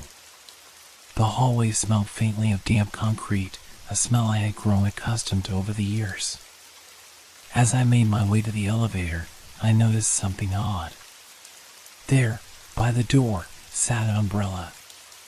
It wasn't just any umbrella. It was mine. Or, at least, it looked like the one I had lost many years ago. I could still remember the day I had misplaced it. It was the last time I had used it, many seasons ago. The dark blue fabric, the sturdy black handle, it all seemed so familiar, like it had never left my side. But there was something unsettling about it. Something off. It wasn't the umbrella itself that bothered me, it was the name written on the handle, my name, Daniel. I stood frozen for a moment, my heart skipping a beat. Who would leave something like this in the hallway, especially with my name on it? The hallway was usually quiet, but that evening there was an eerie silence hanging in the air. The dim light from the single overhead bulb flickered slightly, casting long shadows along the walls. I stepped forward, my fingers instinctively reaching for the umbrella. It felt cool, too cool, as if it had been out in the rain for far too long. But when I lifted it, the weight was all wrong, too light, almost as if it were empty. I shook it gently, expecting it to spring open, but nothing happened. For a second, I considered just leaving it there. But something nagged at me, something deeper than curiosity. I had to know. What was this? How had it appeared here, after all these years? I walked over to the elevator, glancing nervously over my shoulder, half expecting someone, or something, to be standing just out of view. But the hallway remained empty, the only sound was the soft hum of the elevator arriving. I stepped inside and pressed the button for my floor, but as the doors closed, I couldn't shake the feeling that I was being watched. By the time I reached my apartment, the unease had grown stronger. I placed the umbrella by the door, not daring to open it. It felt wrong somehow, like it was waiting for me to do something. I sat down on the couch, staring at the umbrella from across the room, feeling a strange pull to it. The night passed quietly, or at least I thought it did. I tried to distract myself with books, music, anything to keep my mind off the object in the hallway. But sleep never came. At some point, around 3 a.m, I heard it. A sound, faint at first, like a whisper, but growing louder. I couldn't tell if it was coming from the hallway or from inside my own mind. I got up, feeling a strange sense of dread in my stomach. Slowly, I approached the door and placed my hand on the cold handle. The whispering grew louder, clearer now, almost as if it was calling my name. Daniel. Daniel. I hesitated for a moment. My heart thudded in my chest, and I felt an inexplicable fear that kept me frozen in place. But then, with trembling hands, I opened the door. Nothing. There was no one in the hallway. No shadows. No figures lurking in the corners. Just the umbrella, still sitting where I had left it. But when I looked at it, my breath caught. The name on the handle was different. It no longer said Daniel. Instead, it read, "Help me." I slammed the door shut, my pulse racing, my head spinning. I leaned against it, trying to steady myself, but it didn't help. The words, the sudden shift in the inscription, were too much. I felt the walls closing around me. The hum of the city outside had turned into something deeper, more ominous, like a low growl in the distance. I ran to the window, hoping to clear my mind, but as I peered into the darkened street below, I saw it. There, in the glow of the street lamp, stood a figure. A figure holding an umbrella. And it was looking up at me. The figure outside didn't move. It stood there, perfectly still, under the dim yellow light of the street lamp, the umbrella in its hand casting an eerie shadow on the pavement below. The longer I stared at it, the harder it became to breathe, as if the air itself had thickened. My heart pounded in my chest, each beated drum echoing through the silence of my apartment. I tried to convince myself it was just a coincidence. Maybe it was someone else, someone who happened to be passing by, waiting for the rain to subside. But something in the back of my mind told me that wasn't the case. The figure was too still, too deliberate. It had to be someone. I stepped back from the window, my pulse racing. My hands trembled as I reached for the phone on the counter.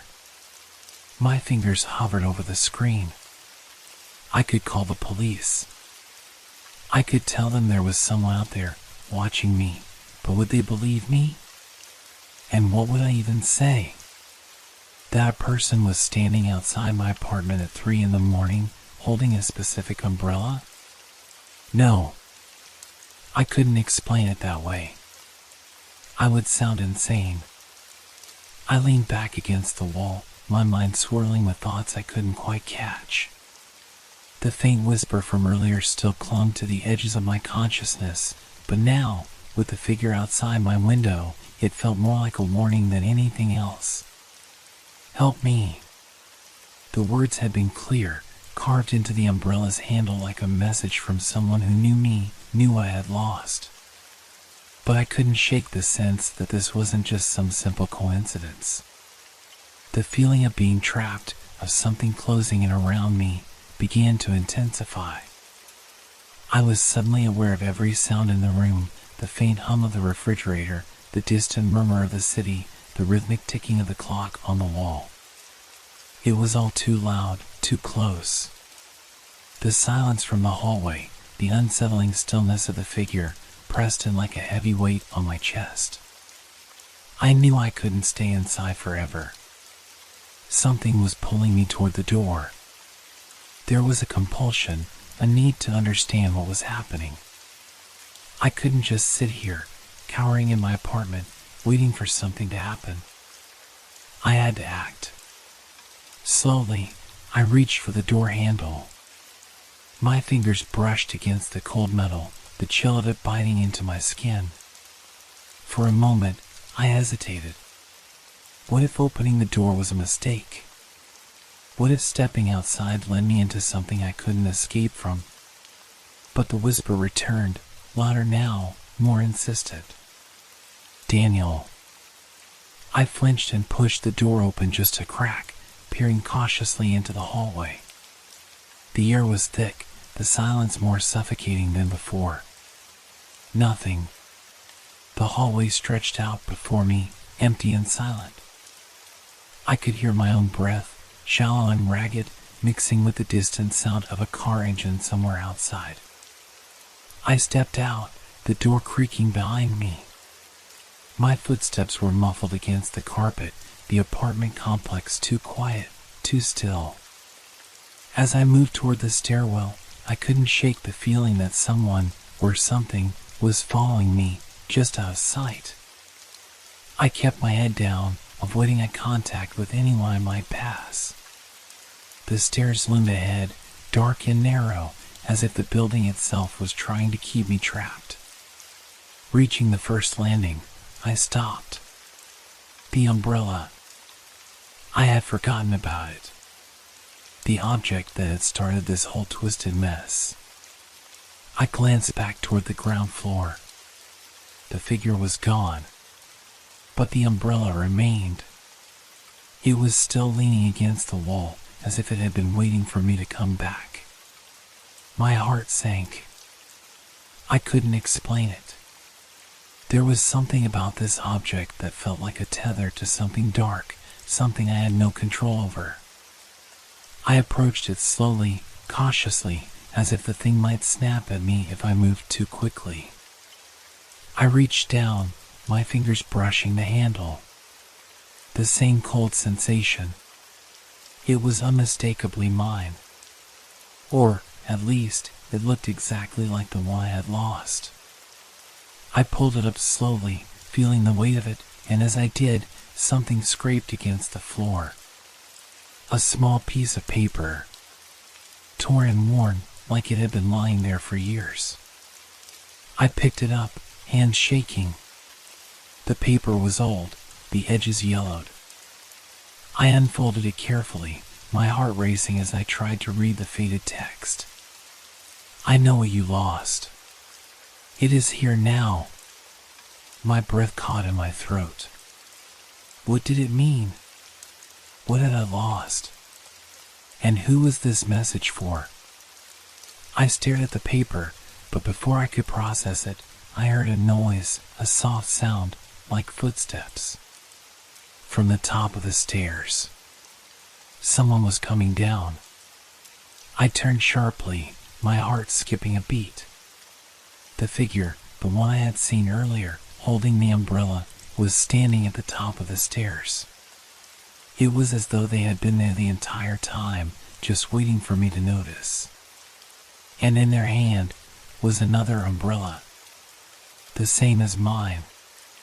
The same name. Daniel. I froze, the paper still clutched in my hand. My breath felt trapped in my chest, each exhale shaky and uneven. The figure at the top of the stairs didn't move, didn't make a sound, as if it was waiting for me to react. The umbrella in their hand, the exact same one I had once owned, held a twisted familiarity. My mind raced, trying to piece together some explanation, anything that made sense, but the truth was too unsettling. The figure was too still, too wrong, like it didn't belong in this world. It felt like a ghost of my past, one that had somehow slipped into the present. I instinctively took a step back, the paper crinkling in my hand. My foot bumped into the old wooden banister, sending a sharp sound through the air. The figure's head tilted, just slightly, as if noticing my movement. My body tensed. I wanted to run, but my legs felt heavy, rooted to the ground, paralyzed by the suffocating silence. Daniel, the whisper came again, this time louder, more urgent. It wasn't coming from the figure. It was coming from everywhere. The walls, the air, the very floor beneath me seemed to vibrate with the voice. I swallowed hard, my throat dry. Who are you? I forced the words out, but they came out hoarse, weak. The figure didn't respond. Instead, it began to move slowly, deliberately. The sound of its footsteps on the stairs was almost drowned out by the pounding of my heart. Each step felt like a countdown, like time was running out, and I had no choice but to face whatever this was. I stepped back again, toward the door I had just come through, but I couldn't turn my back on the figure. The umbrella, still in its hand, seemed to pulse, as though it was alive. The same feeling of coldness from earlier wrapped around me, seeping into my skin.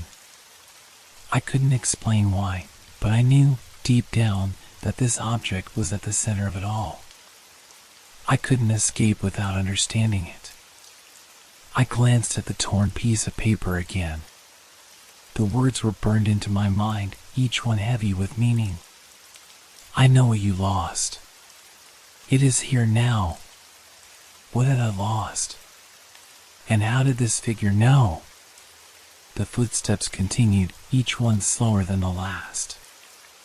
I could feel the air getting thicker, as though the space between us was shrinking, suffocating me. And then, without warning, the figure stopped. It was too close now.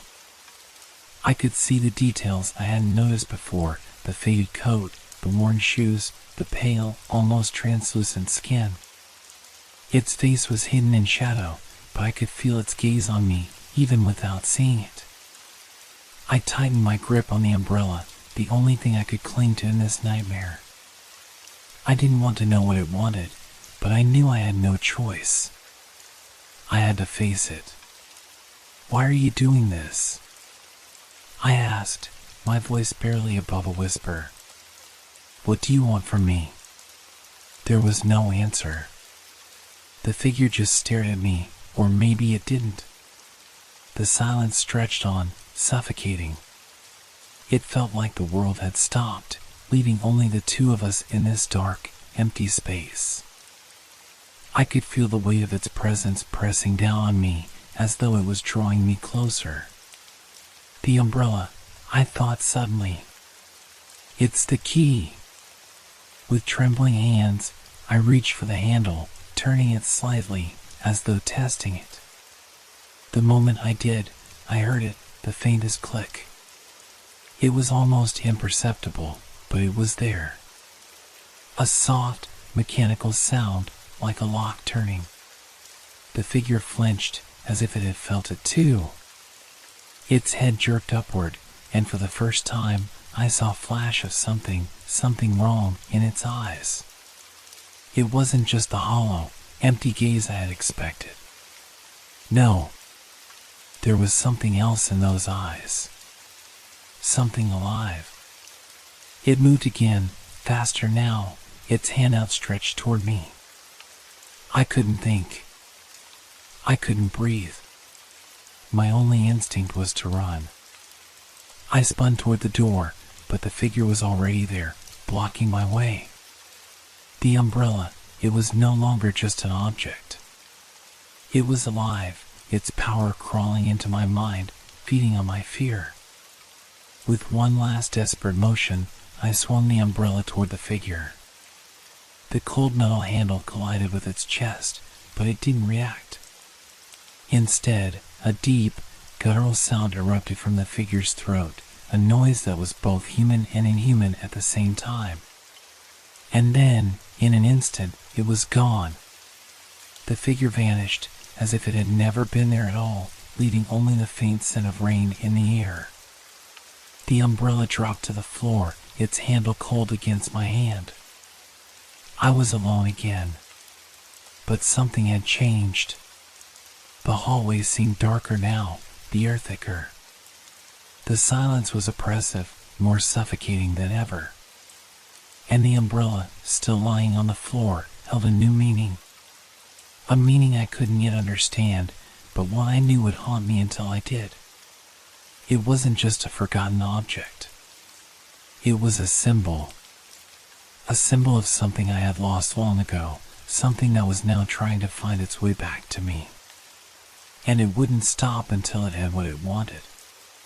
The silence in the hallway seemed to close in on me, thick and suffocating. I couldn't shake the image of the figure, its pale face, its hollow eyes, and that umbrella.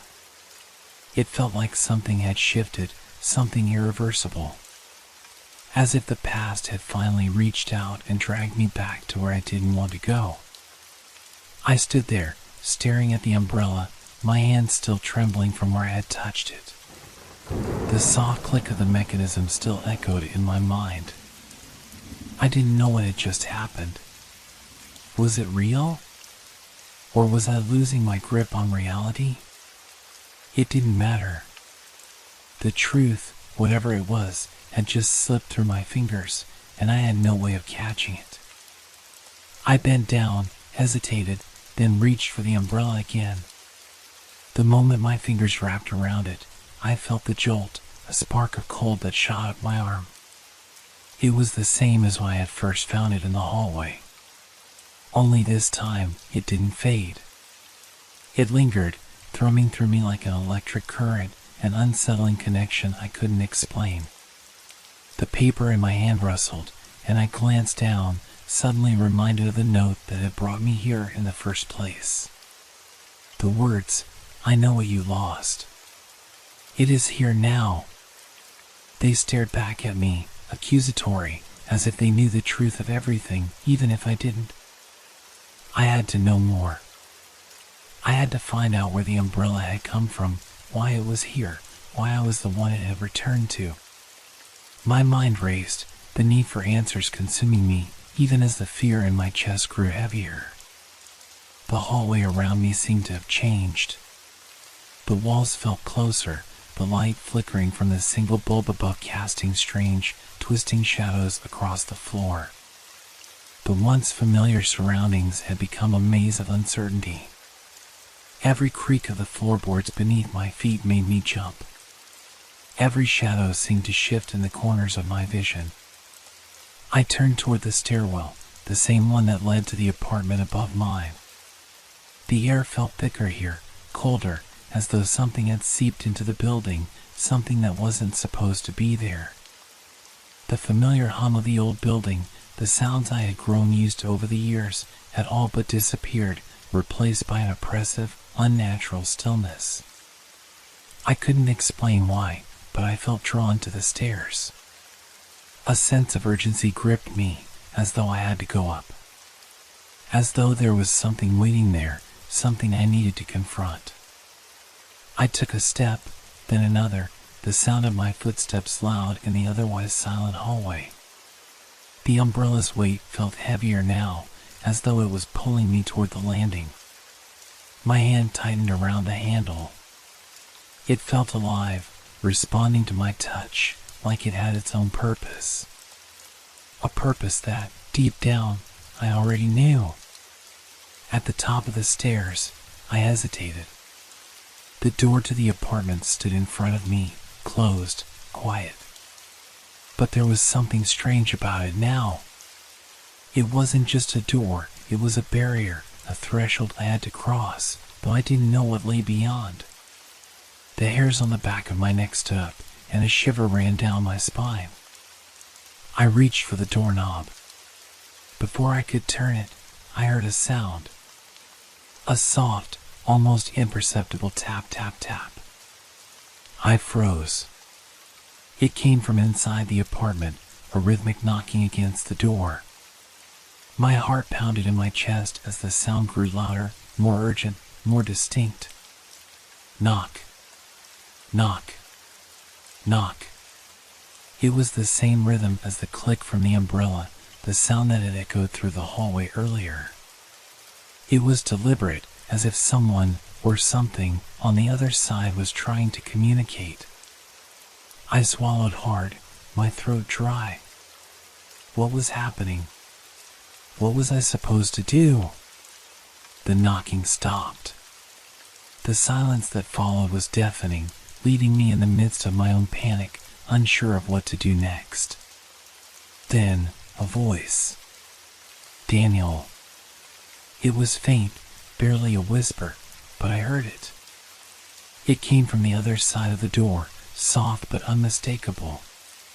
My name. The voice was familiar, but I couldn't place it.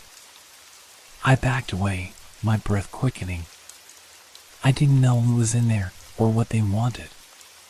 But the voice, it was as if it had called to me, beckoned me. I shouldn't have listened. I shouldn't have opened the door. But I did. With one final, shaky breath, I turned the knob. The door creaked open slowly, revealing nothing but darkness beyond. The apartment was empty, or so it seemed. The silence was thick, as if the very air inside was waiting for something to happen. I stepped forward, the umbrella clutched tightly in my hand. The hairs on my neck prickled, the weight of the moment pressing down on me. I didn't know what was waiting inside, but I knew I couldn't leave. The door clicked shut behind me. And then I saw it. In the center of the room, sitting perfectly still, was the umbrella. My umbrella. It wasn't just on the floor anymore. It was alive again, standing upright as though someone had placed it there deliberately. The same cold sensation rushed through my veins as I looked at it, my heart pounding in my chest. I wasn't alone. I stood frozen in the middle of the dark room, the weight of the umbrella in my hand pressing down harder than ever before. I could feel my breath catching in my throat, the air around me thick with tension. The umbrella, my umbrella, stood there, a silent sentinel in the center of the room, and for a moment, I wondered if I had imagined it all. But the cold, the same biting cold that had followed me from the hallway, seemed to be emanating from it, pulling me closer. I took a step forward, the creak of the floorboards beneath my feet almost deafening in the stillness. My fingers tightened around the umbrella's handle, and I felt a pulse, a heartbeat of sorts, reverberate through my body. It was as if it had become a part of me, tethered to something deep inside. My eyes swept the room, searching for any sign of life, but there was nothing. The apartment was just as empty as it had been before, except for that umbrella, standing there like a silent reminder of something I had lost. Then, the floorboards creaked again. Not beneath my feet, but somewhere else in the room. I whipped around, the umbrella raised in my hand, my heart racing. There was no one there. Just shadows. Shadows that twisted and shifted along the walls, stretching and shrinking, as if they were alive, as if they were reaching out for me. The dim light from the hallway barely illuminated the room, casting long, jagged shapes across the floor and the walls, making it impossible to tell what was real and what wasn't. A low hum filled the room, faint but growing louder. It sounded like a distant, static-filled voice, coming from nowhere and everywhere all at once. The air grew colder, the temperature plummeting as though the room itself had descended into some kind of abyss. "Daniel," the voice whispered again. It was softer now, almost tender, like a forgotten memory calling my name. But it wasn't my name, not exactly. It sounded wrong, twisted, like something that had been forced into my mind. I couldn't breathe. I turned, the umbrella trembling in my grip. My eyes darted around the room, but I saw nothing. The shadows were moving, slowly creeping closer, but still no sign of the source of the voice. I tried to move, tried to get to the door, but my legs felt heavy, like they were anchored to the floor. My pulse thundered in my ears, drowning out the hum, the whispers, the shadows that seemed to close in around me. And then I saw it. At the far corner of the room, in the darkest part, a figure was standing, its outline barely visible in the dim light. It was tall, impossibly tall, and it stood perfectly still, watching me. My breath caught in my throat, and I froze, unable to tear my eyes away from the figure. It was watching me. And I knew, with a certainty that shook me to my core, that it had always been watching me. The voice came again, but this time it was clearer, more distinct. "You should have left when you had the chance, Daniel." I felt the umbrella slip from my hands. It dropped to the floor with a soft thud, but I couldn't look away from the figure. It was getting closer, step by slow step. I wanted to run. I wanted to scream. But my body wouldn't move, wouldn't respond. I was trapped, helpless, standing in the dark with a thing that wasn't human. The shadows around it seemed to shift, blur, as if they were alive, wrapping themselves around it like a cloak. It stopped. Just a few feet away now, standing so close I could feel the cold radiating off of it. The air felt thick and suffocating, like I was drowning in it. "It's too late now," it whispered, its voice sending a chill down my spine. I felt my legs give way, but before I could fall, a sharp, jarring pain shot through my chest. It was like a cold hand had grabbed hold of my heart and was squeezing it, tightening, crushing. I gasped for air, but it was like there was none left in the room. The walls seemed to close in, the shadows pressing down on me. The figure leaned in, its face becoming clearer in the dim light. I could see it now, pale, hollow eyes, a twisted smile, and a face that wasn't really a face at all. It was a distortion, a nightmare-given form. It reached out, its long, thin fingers brushing my cheek. I wanted to scream, but the sound wouldn't come. The last thing I saw before everything went dark was the umbrella, lying abandoned on the floor, its handle pointing toward the door. And then, nothing. I woke up with a start, gasping for air, my heart pounding in my chest. I was back in my apartment. The familiar walls, the same old furniture, it was all there, just as it had been. I looked around, trying to make sense of what had happened. My hands were shaking, the cold sweat clinging to my skin. But the umbrella, it was gone. I stumbled to my feet, my mind racing. I didn't know if what I had experienced was real or just some kind of nightmare, but one thing was certain, the umbrella was no longer there. The silence in the apartment was deafening. I walked to the door, my fingers hovering over the handle. But I didn't open it. Not yet. Instead, I looked down at my hands. The faintest mark, like a bruise, had appeared on my palm. It was in the shape of an umbrella. I could feel my breath catch again, my body frozen in place. The figure, the voice, the umbrella. They hadn't left, and neither had I.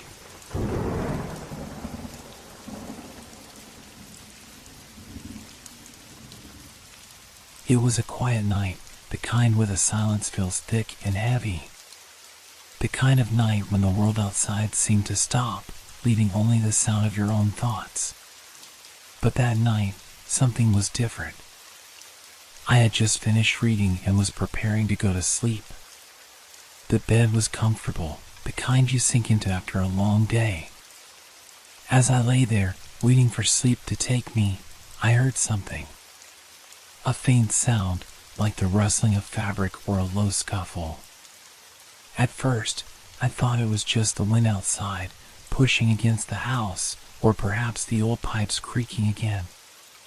The house was full of those little noises, the sounds of a place settling into itself. But this sound was different. It was too deliberate, too rhythmic. I froze, holding my breath. There it was again. A step. One, then another. Soft, but clear. As if someone was walking behind the wall, just on the other side of the bedroom. My heart skipped a beat. I told myself it was nothing, that it was just my imagination playing tricks on me. But the steps kept coming, one after the other, measured and slow. I sat up in bed, straining to listen. They were coming from the wall that separated my bedroom from the hallway. I could hear them clearly, echoing in the stillness of the night. I didn't move. My mind raced, trying to come up with a logical explanation. Maybe it was the house, maybe it was just the wind again, or perhaps an animal outside. But I couldn't shake the feeling that something was off. The steps grew louder, closer now. And then, there was a pause. In that silence, my skin prickled. The air felt colder, denser. I wanted to get up, to check, but my body refused to move. I stayed there, staring at the wall, my pulse pounding in my ears. The darkness seemed to grow heavier around me, pressing in.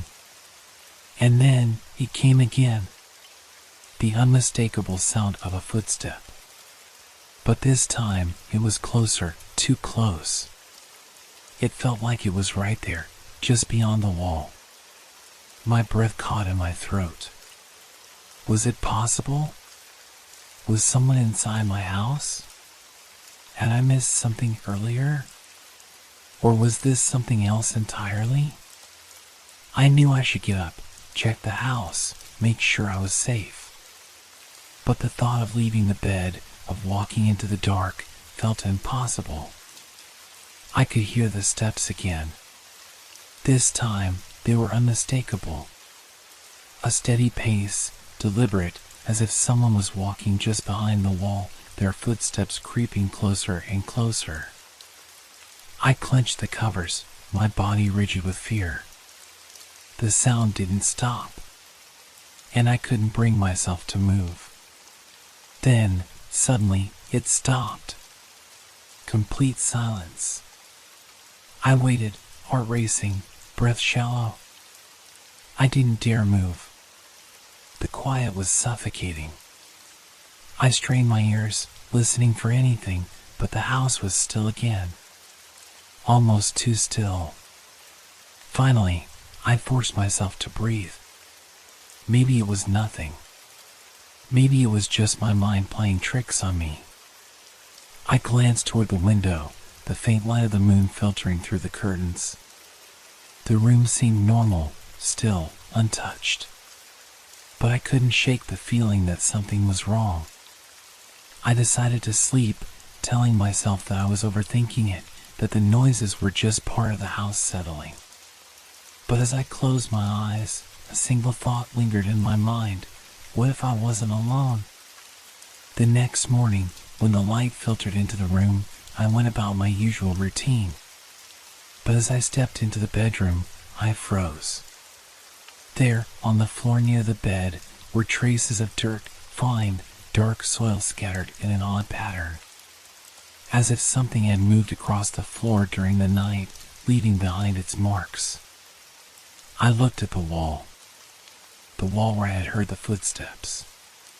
Nothing seemed out of the ordinary. But the dirt on the floor, it didn't make sense. What, had been walking behind the wall?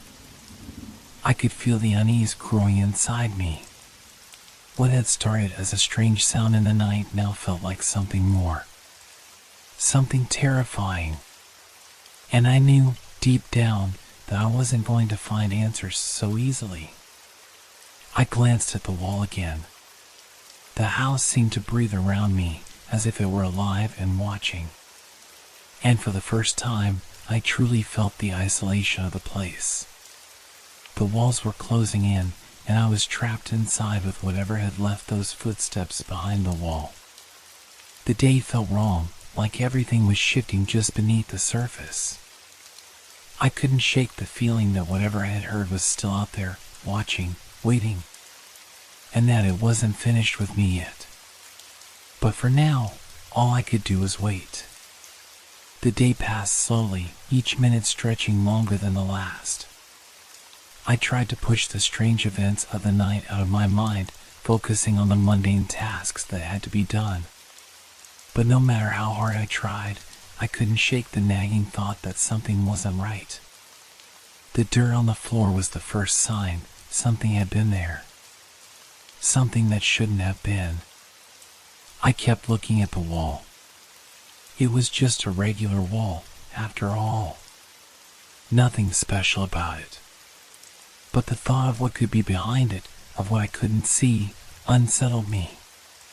Every creak of the house, every gust of wind outside, seemed to take on a new significance. Was it just the house settling, or was it something else?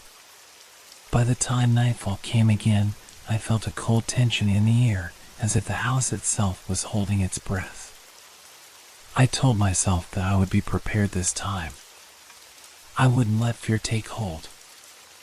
I would check the house, make sure everything was secure, and then sleep without looking over my shoulder. But as the darkness deepened outside, I began to hear it again. A faint sound, barely audible at first, but unmistakable once you recognized it. The soft shuffle of footsteps. Not from outside, but from within the house. Behind the wall.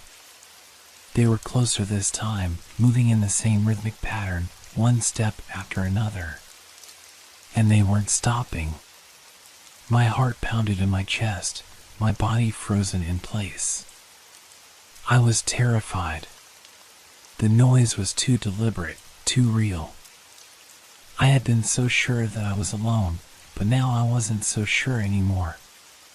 The house felt smaller, like the walls were inching in, pressing against me. I hesitated, then slowly reached for my phone, planning to call someone. But before I could press the button, the footsteps stopped. Just like before. Complete silence. My breath caught in my throat. I had to check. I couldn't let this go on. Slowly, I climbed out of bed, each movement feeling unnatural, like I was moving in a dream. I tiptoed toward the door, trying not to make a sound, as if the act of making noise would somehow make everything worse. The hallway outside was dark, the only light coming from a small lamp at the end of the corridor. I hesitated, then stepped into the hall, my feet making no sound against the wooden floor.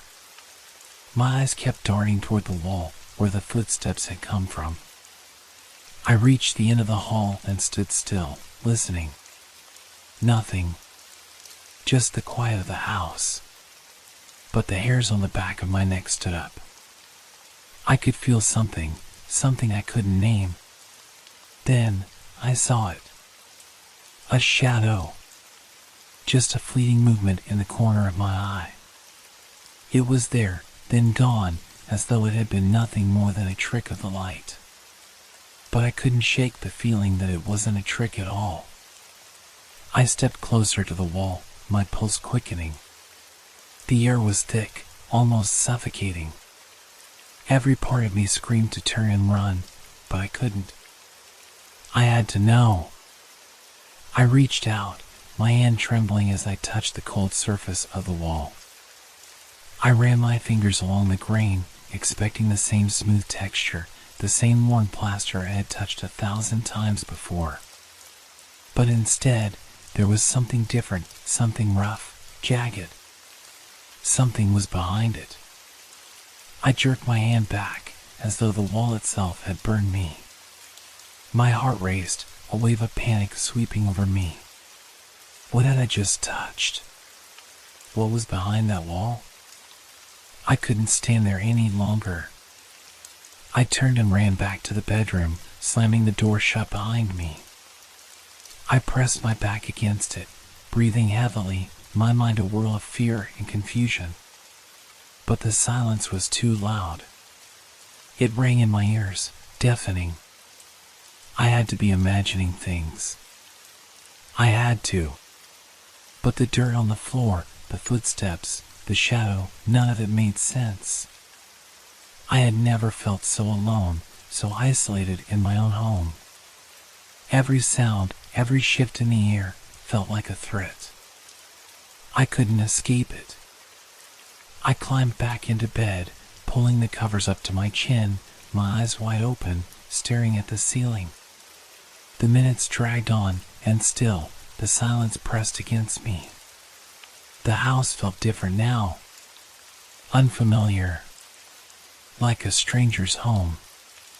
And then, I heard it again. A soft scrape, like something dragging across the floor right outside my door. My breath hitched in my chest. The steps were back. Only this time, they weren't behind the wall. They were in front of me. Slowly, the sound grew louder, closer. And I realized, with sickening certainty, that whatever it wasn't going to stop. Not until it had found me. The noise outside my door didn't stop.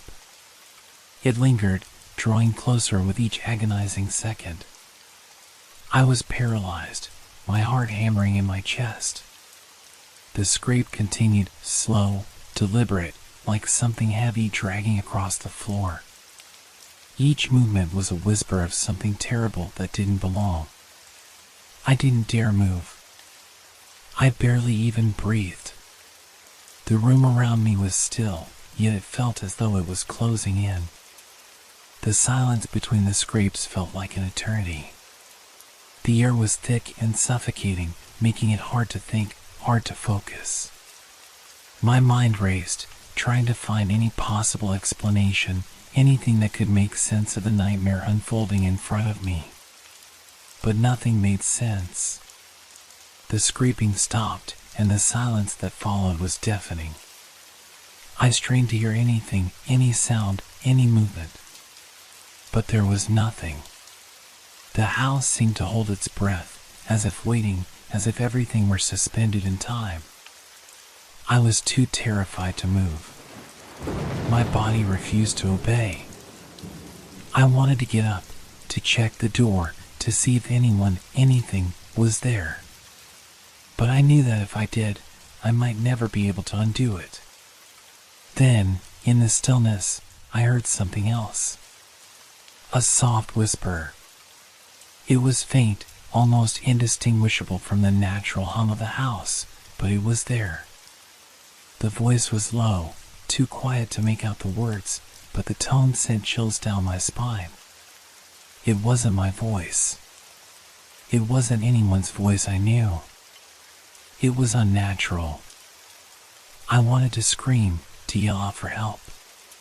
But my throat was dry, tight, unable to form the words. I tried to close my eyes, to block it out, but the darkness around me felt even more suffocating. Another scrape. This time, the sound was closer. Too close. I wanted to look at the door.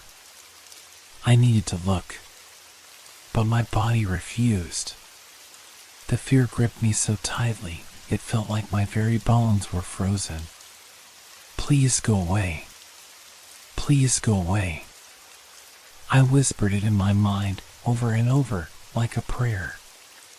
But the sound didn't stop. The scraping continued, followed by the faint sound of footsteps.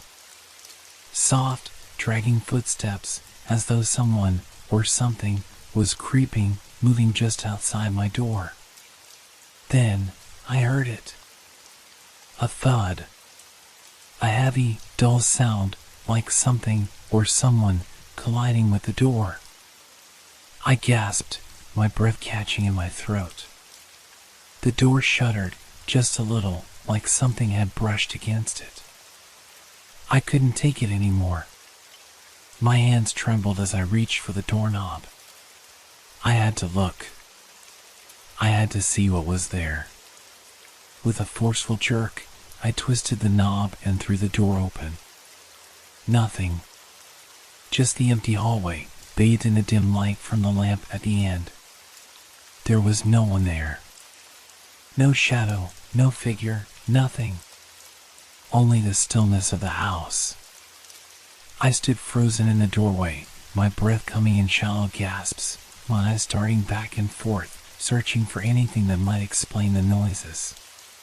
The hall was just as it had been when I first opened my eyes that morning. But then, I noticed it. The floor was different. The fine dust from earlier, the dirt I had seen scattered on the floor, was there again. This time, it was more pronounced. It wasn't just a few traces, it was a trail. A clear, deliberate path leading from the door of my bedroom toward the far end of the hall. Toward the stairs. I took a step into the hall, my feet reluctant to move. The dirt was fresh, too fresh. I had seen it only hours ago, but now it was as though it had been left just moments ago. Suddenly, I heard it again, the soft thud of something heavy. This time it came from the bottom of the stairs. My body went cold, a wave of dread washing over me. My legs shook and my stomach churned. It was close. Something was waiting for me. I couldn't think straight. My mind was clouded with fear, my body trembling from head to toe. I could feel the presence there, just out of sight.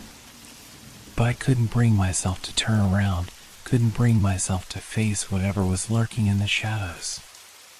The footsteps started again, this time coming from below.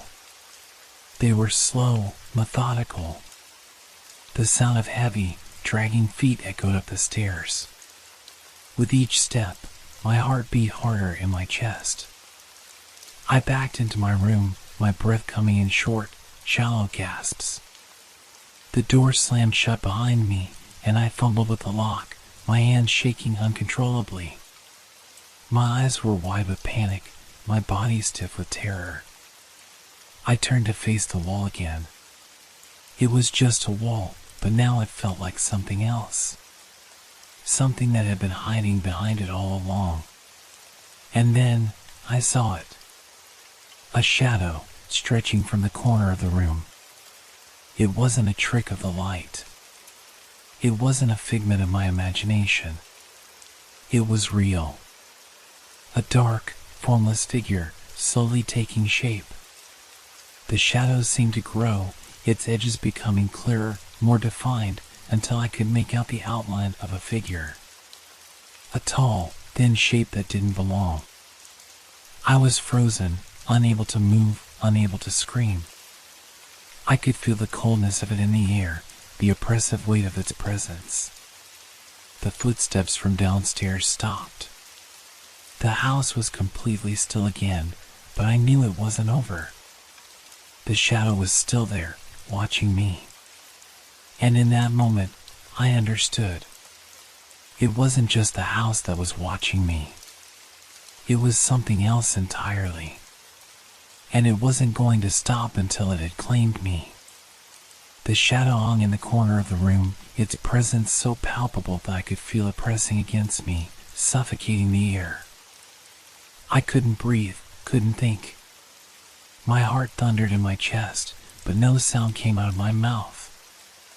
I was too terrified to even scream. The figure was tall, impossibly tall, stretching far above the edge of the bed. Its shape was distorted, like it was shifting, melting into the darkness, yet there was something undeniably human about it. It was a silhouette, thin, almost skeletal, with limbs too long to be natural.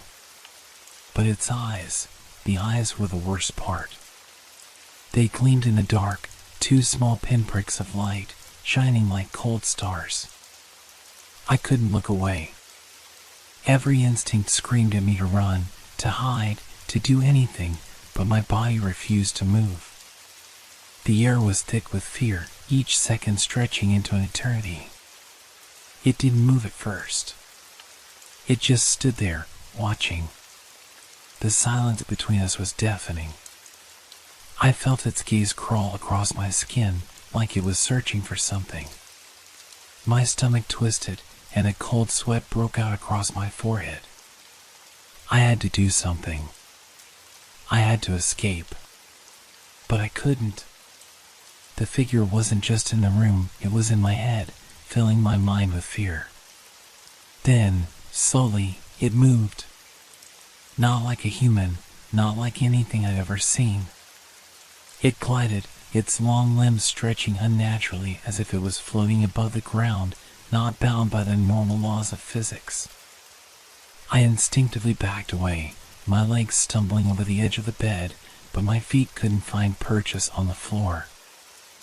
I was paralyzed. The figure stepped closer, each movement deliberate.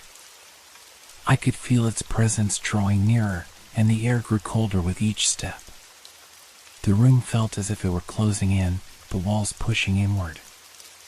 I gasped for air, but the weight of it all seemed to crush the life from me. It was only a few feet away now, its long fingers reaching toward me.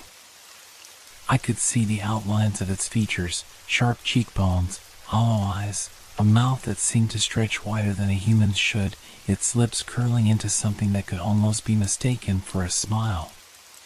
But it wasn't a smile. It was a grimace. A reminder of the thing that didn't belong here. Suddenly, the floor creaked beneath me. A sound, so loud in the silence, like something, or someone, was moving just outside the door. I snapped my head toward the noise, my pulse racing even faster. The shadow seemed to hesitate for a moment, its dark form swaying. It was almost as if it too was listening to the sound outside the room. The footsteps from the hallway resumed. I could hear them clearly now, heavy and slow, dragging themselves across the floor. The sound of them was unmistakable. Something was coming. But this time, it wasn't coming from the darkness behind the wall. It was coming from within the house, closer than I had ever heard before. My eyes snapped back to the shadow, the figure now right in front of me. Its cold eyes locked onto mine, and for a brief moment, I felt a terrible pull toward it. Its gaze felt like it was digging into my soul, like it was pulling me in, stripping away every ounce of all I had left. The shadow spoke. But the words weren't words. They were a low, guttural sound, like a voice that didn't belong in this world. The sound reverberated in my chest, in my bones, like it was coming from deep inside the earth. It was a language I didn't understand. A whisper that chilled me to the core, as if it were speaking in a language older than time itself. And yet, as the words echoed in my mind, I felt them. I felt them twist and curl around me, dragging me down into the depths of something dark. Something ancient. The footsteps from outside grew louder, and my body shook uncontrollably. I could feel the walls closing in. The pressure was unbearable. And then, just as suddenly as it had appeared, the shadow stopped. Its form flickered, like a broken reflection in water. The eyes, the smile, the presence, all of it started to fade. Not in the way you would expect something to vanish, but in a way that suggested it was never truly there to begin with. A final, faint whisper passed through the room, and with it, the shadow dissipated into the air, leaving only a cold, suffocating emptiness behind. But I didn't feel relief. I felt the opposite. The fear didn't dissipate, it only grew stronger. Something was still there. Something had changed. The house felt wrong, empty, yet not. And in that emptiness, I knew I wasn't alone. I never had been. The footsteps outside stopped. The house was still again. I didn't move. I didn't breathe. The fear was too much. And then I heard a voice. It wasn't the shadow's voice. It wasn't even the whispers I had heard earlier. This was a voice I knew. A voice I had heard many times before. It was my own. Soft, almost like a whisper, but unmistakably mine. You can't leave. It's already too late. I wanted to scream, to run, but my feet wouldn't obey. The darkness wasn't gone. It was just beginning, and it was coming for me. I couldn't breathe. The walls were pressing in, the darkness around me thick and suffocating. I stood frozen, my body shaking, but my mind racing. The voice, it was my own, yet it wasn't. It came from somewhere deep within me, echoing in the silence of the room. You can't leave. It's already too late. The words cut through my thoughts, leaving a jagged scar in my mind. I wanted to scream, to call out for help, but I couldn't make a sound. My throat was tight, like something was choking me from the inside. I opened my mouth, but no noise came. Only the deafening silence, the heavy weight of something watching me. For a moment, I thought I might collapse. I thought I might never move again. But then, something stirred inside me. A small flicker of defiance. A will to survive. I had to leave. I had to get out of the house. But it was too late, wasn't it? I forced myself to turn, to face the door, to move toward the exit. but every step felt like a lifetime. The air felt thick, like I was moving through water, my limbs heavy, my head clouded. It was as though the house itself was holding me in place, not letting me go. But I refused to give in. I reached the door, my hand trembling as I grabbed the handle. I yanked it open, expecting the cold rush of fresh air, the freedom of the outside world. But when I looked into the hallway, I froze. The floor was covered in dirt again, a trail of it leading from the door to the stairs. Just like before. I stepped back, my breath catching in my throat. Ow! How could it ever turn so quickly? But before I could make sense of it, I heard it again. The sound of footsteps dragging themselves across the floor, just like before. Slow, deliberate. I turned to look back at the room, the shadows that still clung to the corners of the walls. The house seemed to pulse, like it was alive, like it was breathing. And then I heard it. A voice.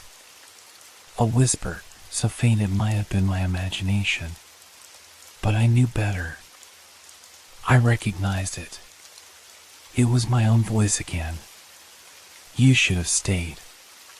The words were barely a breath, but they pierced through me, striking me to my core.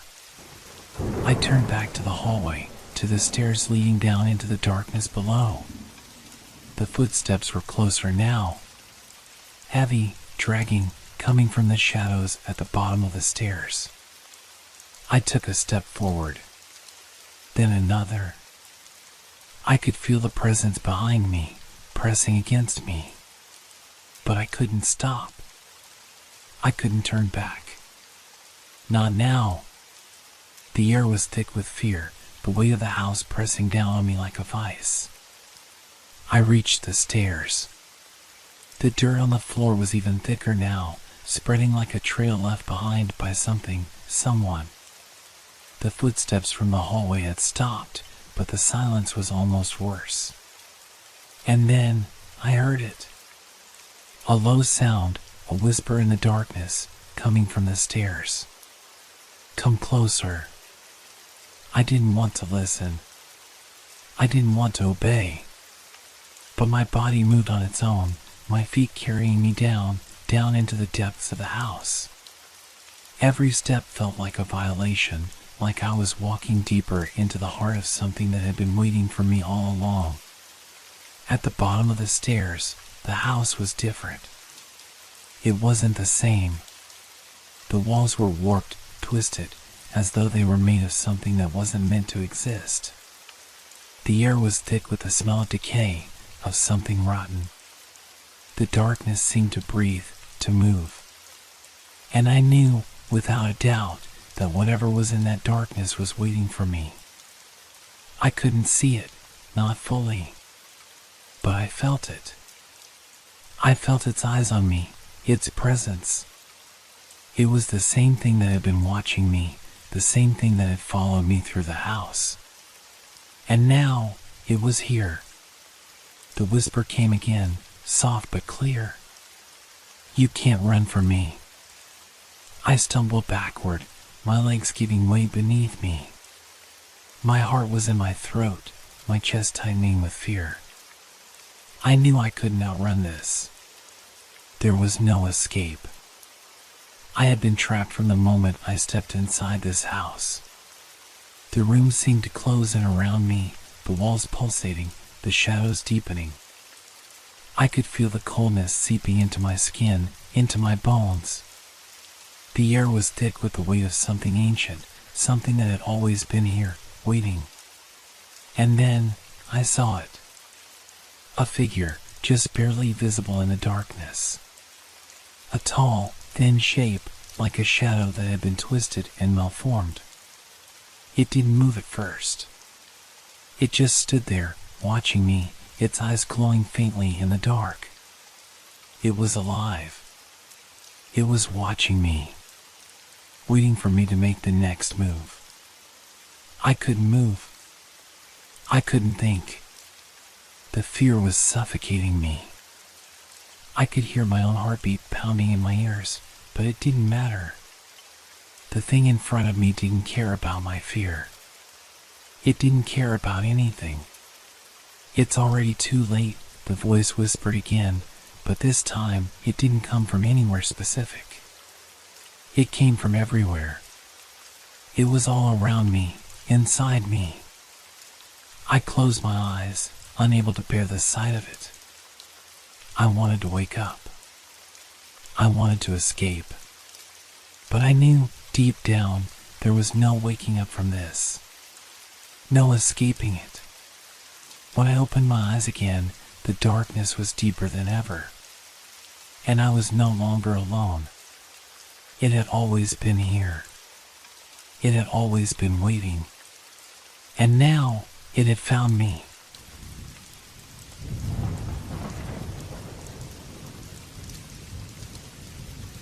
Have you ever seen something that you couldn't quite explain? Something that stayed with you long after it was gone, gnawing at the edges of your mind? Something that made you question whether it was real at all? I never believed in ghosts or spirits or anything that lurked in the dark corners of the world.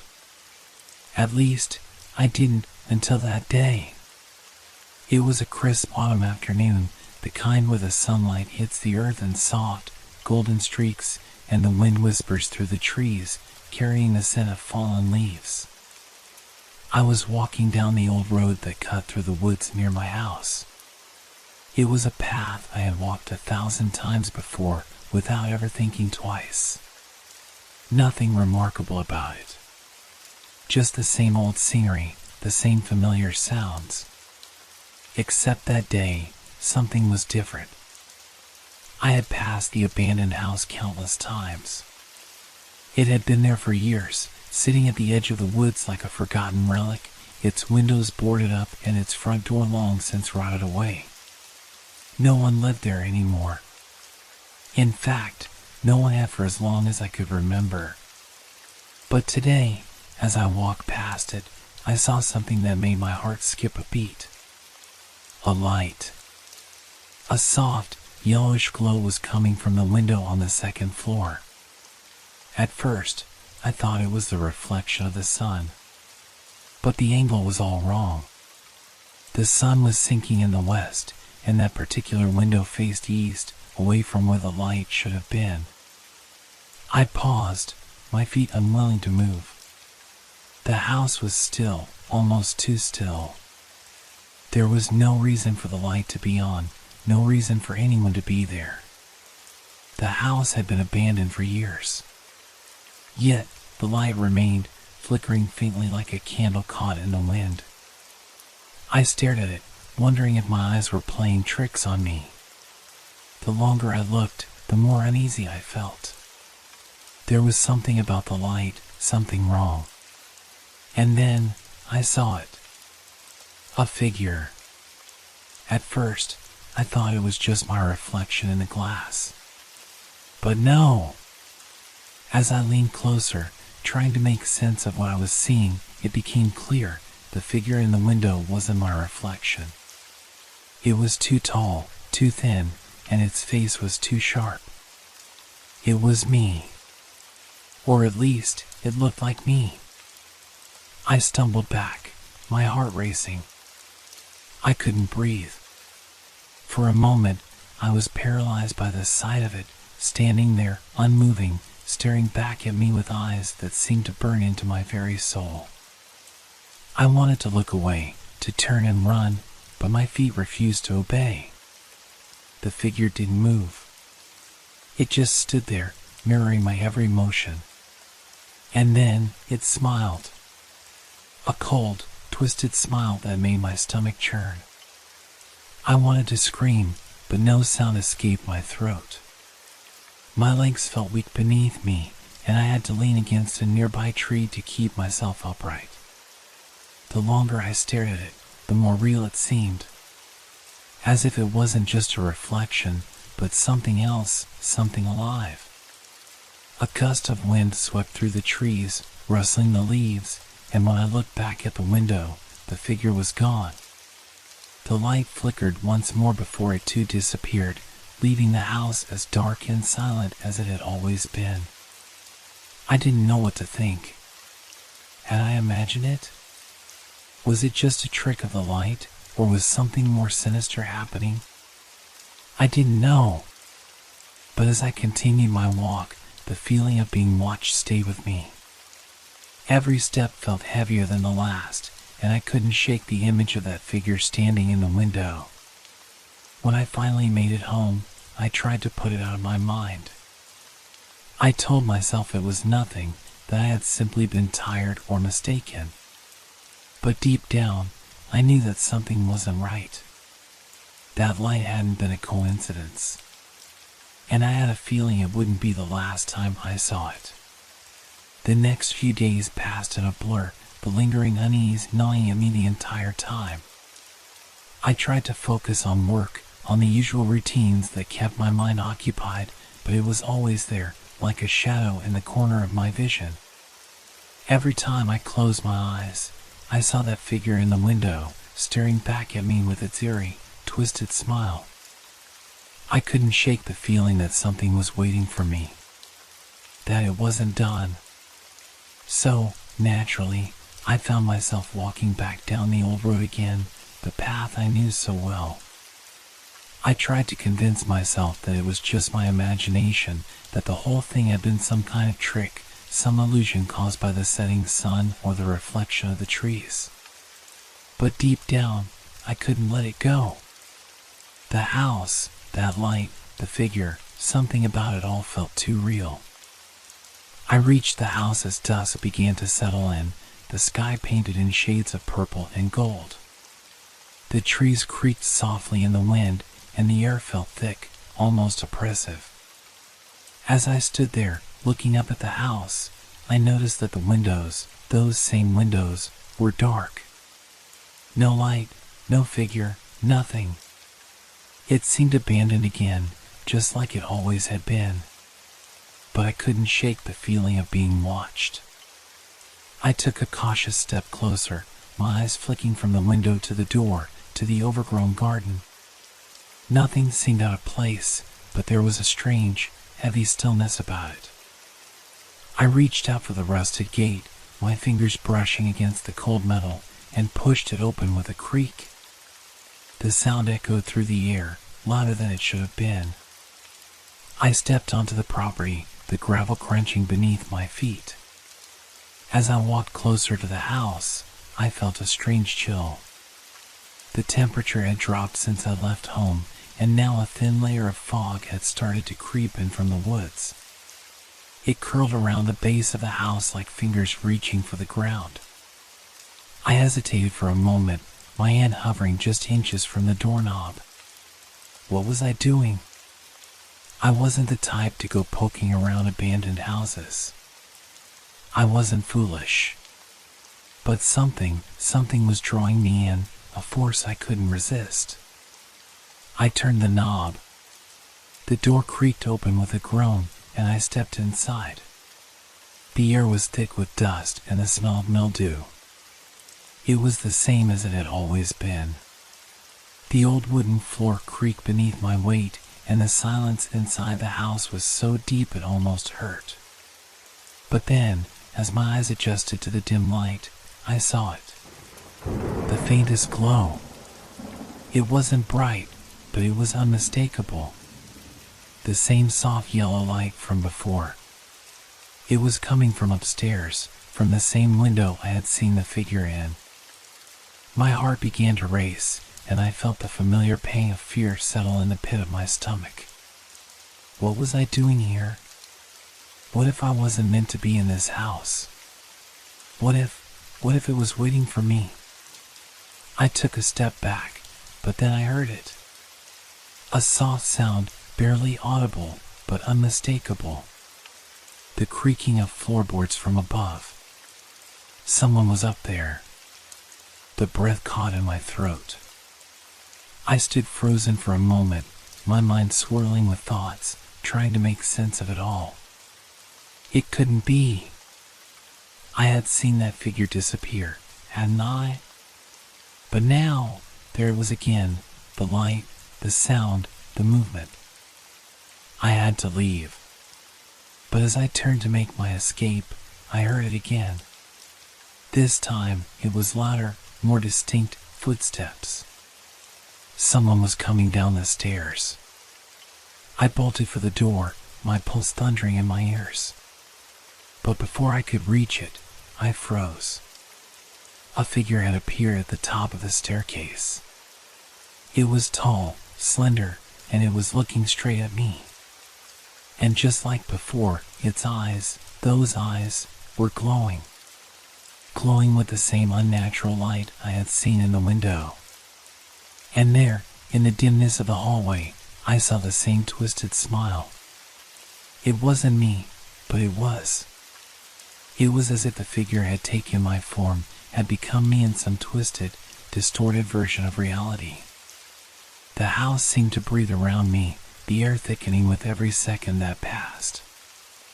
I tried to move, to speak, to scream, but no words came out. My legs were frozen in place, as if the very floor beneath me was holding me there, keeping me from running. The figure took a step forward, slowly, its gaze never leaving mine. I could hear the soft scrape of its feet against the wooden floor, the sound unnervingly loud in the stillness of the house. I reached for the door handle again, my fingers trembling, but when I looked back, the figure had moved closer. It was only a few feet away now, its face eerily similar to mine, except for that smile. That smile that twisted everything, that seemed to mock me, to tell me that I was not in control. It raised a hand, pointing directly at me. "You shouldn't have come here." The voice, it was my voice, but it wasn't. It was distorted, hollow, like an echo from some place far beyond this world. The door. I had to get to the door. With a surge of adrenaline, I turned and yanked the door open. I didn't look back as I ran out into the night, the air cold against my skin, the fog swirling around me. But as I glanced over my shoulder, I saw it. The light was still on in the window. And in that moment, I knew. It was waiting for me. And it always would be. I didn't sleep that night. I couldn't. The image of the figure, the voice, my voice, echoed in my mind like a broken record. The more I tried to push it out, the stronger it became. I couldn't shake the feeling that whatever was in that house had followed me, had marked me in some way. It wasn't just a hallucination or a dream, I knew that now. The next day, I tried to go about my usual routine, but it felt impossible to focus. Every time I passed a mirror, I caught myself staring at my reflection longer than usual, wondering if the figure was there, watching me from behind my own eyes. I avoided the windows, the shadows, the corners where the light seemed to bend in unnatural ways. But that evening, something pulled me back to that house. I couldn't explain why. It was as if some force, some invisible hand, was guiding me, pushing me toward that place I had tried to escape. I told myself it was the only way to end it. To face whatever this thing was, whatever had taken that form, and confront it once and for all. I made my way back to the old road, the air thick with the scent of damp earth. The sky was dark, clouds heavy with the promise of rain. As I walked toward the house, the same unease settled over me, thick and suffocating. It was the same as before, only more intense. It felt as though the house was waiting for me, breathing with anticipation. When I reached the gate, it creaked open with the same unsettling sound, the air around me growing colder with each step. The fog had returned, curling around the house like fingers seeking to pull me back into its grip. I hesitated for a moment, standing at the threshold. But I didn't turn away. I stepped inside, the floorboards groaning under my weight, and the silence was even heavier than before. There was no light, no sound, Nothing except for the feeling of being watched, of something waiting just out of view. I made my way to the stairs, the soft scrape of my shoes against the old wood the only sound. As I ascended, I noticed something strange, something I hadn't seen the first time I was here. The walls were covered in mirrors. Not the polished, clean kind you would expect, but old, tarnished mirrors with cracks running through them. Their surfaces were warped, like the house itself was trying to reflect something that shouldn't be seen. I couldn't stop staring at them, each one reflecting a different version of the hallway I was walking through, twisting and distorting the space around me. My own reflection appeared in each of them, but it wasn't quite right. It wasn't just my image. There were cracks in the mirrors, blackness creeping around the edges of the glass. As I moved, so did the reflections, following me, but they weren't quite me. They were something else, something darker, something twisted. I reached the second floor and stood in front of the door to the room where I had seen the light before. The door was slightly ajar, and the same faint glow seeped from the crack. I took a deep breath, then pushed it open. Inside, the room was just as I remembered, dusty, neglected, and decaying. The light was coming from the same window, flickering faintly in the dimness. But this time, I wasn't alone. The figure stood at the window, its back to me. It was tall, thin, and its posture was unnaturally straight, like it was a puppet pulled by invisible strings. I couldn't see its face, but I didn't need to. I knew what it looked like. I knew what it was. It was me. Or at least, it was something that looked like me. I took a step forward, my legs shaking beneath me, and that's when it turned. It smiled. The same twisted smile that had haunted me since that first day. It took a step toward me, and I instinctively took a step back. Its eyes glowed with that same unnatural light, like two burning embers in a darkened room. And then it spoke. "Why did you come back?" It asked, its voice soft and eerily calm, but it was my voice, but it wasn't. The words felt wrong, like they were being forced out of me by someone else's will. I had to know, I stammered, my voice barely above a whisper. "What are you? Why do you look like me?" The figure tilted its head, studying me, its smile never fading. "I'm you," it said, taking another step closer. Or at least, I was. But now I am more. It raised a hand, pointing at me. "You shouldn't have come here," it said again. "But now you are mine. You belong to me." The air grew thick with a cold that I could feel in my bones. I wanted to scream, to run, to get away, but my body wouldn't obey. I could feel the mirror, the reflection of myself, pulling me in, distorting the space around me. The figure took one more step, and I realized too late that I had walked into a trap. It wasn't just my reflection that had brought me here. It was me. I reached out, my hand trembling, but the figure didn't back away. Instead, it leaned in closer, and I felt the air shift, like something was reaching out from the mirrors, something cold, something ancient. "You came to find answers," it said softly. "But now, you will never leave." The lights flickered one last time, and in that moment, I understood. I was no longer alone. And I never would be again. As the house swallowed the last of the light, I heard the door close behind me. And I knew, deep down, I was trapped forever, stuck in the mirror, caught between two versions of myself, forever unable to escape. It was hard to say how much time passed. Seconds, minutes, or perhaps hours, all blurred together, swallowed by the endless, suffocating dark. The only thing I could feel was the cold, the weight of the silence pressing down on me from every direction. I stood there, immobilized, unable to tear my eyes away from the figure in front of me. It wasn't just my reflection any longer, it was a presence, a being with its own life, its own thoughts. And it was pulling me in, dragging me deeper into its twisted reality. I tried to move, to speak, but nothing happened. My body refused to obey. My legs felt like lead, my chest constricted with every breath.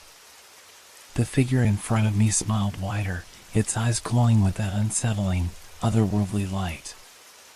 "You can never leave," it whispered again, its voice echoing in my head, reverberating through the very walls of the room. It felt as though the house itself had become part of the reflection, part of this other place. A place where reality twisted, where time and space bent to something far beyond my understanding. The room around me seemed to warp, the walls stretching and contorting like they were made of liquid. The mirrors, my mirrors, flickered, some reflecting scenes of my past, others showing nothing but pure blackness, an abyss waiting to swallow me whole. I fought against the pull, my mind screaming to escape, but every step I took felt like I was walking through thick mud. I couldn't move fast enough. I couldn't escape the grip of the mirrors, the force that was binding me to this place. But then, something changed. A faint sound, like a distant heartbeat, began to pulse through the air. It was slow at first, but it grew louder, more insistent. The mirrors began to shake, the reflections within them flickering erratically, as if they were trying to break free from whatever dark influence had taken hold of them. The figure, my reflection, seemed to sense it, its smile faltering for a moment, replaced by a look of confusion. I seized the moment. With a desperate cry, I threw myself toward the window, the only source of light in the room. The figure lunged forward, but I was faster. I felt my hand scrape against the rough frame of the window, and with all my strength, I shoved it open. The cold night air rushed in, carrying with it a sharp, metallic scent. For the first time, I felt a flicker of hope. I wasn't trapped. Not yet. But the figure was still there. It pressed itself against the glass, its eyes narrowing, its lips curling into a snarl. It wasn't going to let me go. Not without a fight. "You can't escape," it hissed. "I am you. You are me." The words cut through me like a blade. I had thought I could outrun it, but now I realized that the line between us was blurred. There was no escaping it, no escaping the reflection. I had already become part of it. It was inside me, just as I was inside it. The figure's hand reached through the glass, its fingers long and twisted. I recoiled, but there was nowhere to go. The window, the light, everything was closing in around me. The reflection wasn't just a mirror anymore. It was a reality, my reality. It wasn't a separate entity. It was me, and I was it. The more I fought, the more I felt the walls closing in, the more I felt myself being pulled into the glass. In that moment, I understood what had been happening all along. I wasn't just trapped in this house. I was trapped in a reflection of myself, a distorted version of my own life. And the mirrors, those cursed mirrors, had been pulling me in, slowly, piece by piece, until there was nothing left of me but this warped, broken image.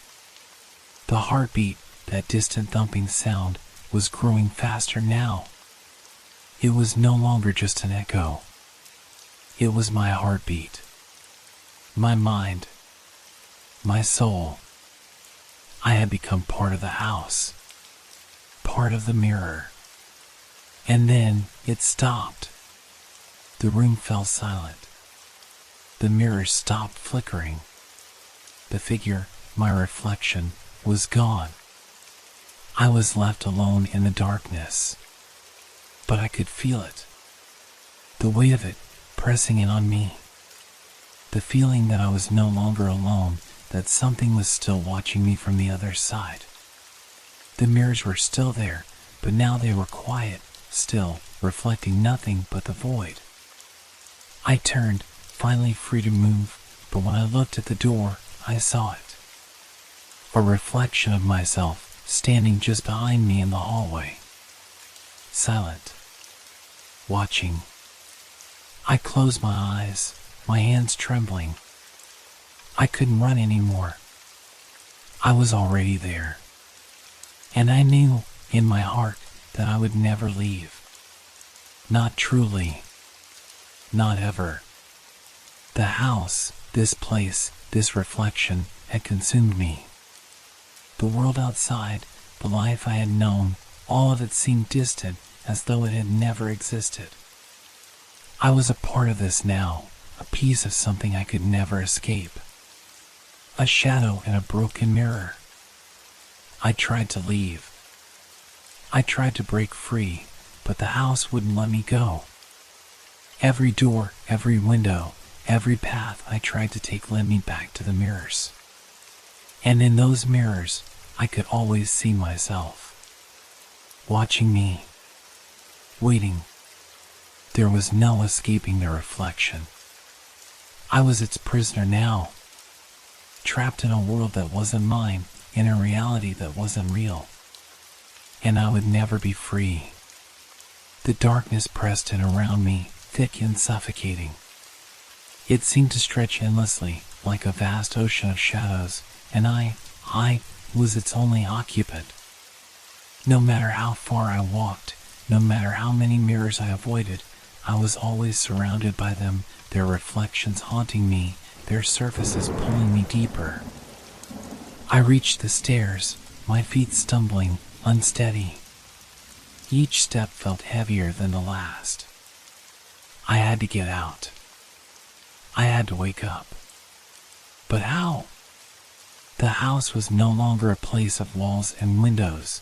It was a place of endless reflection, a prison built from the fragments of my own mind. The figure, my reflection, was always just behind me now. Not in the mirrors. No, it was in the air around me.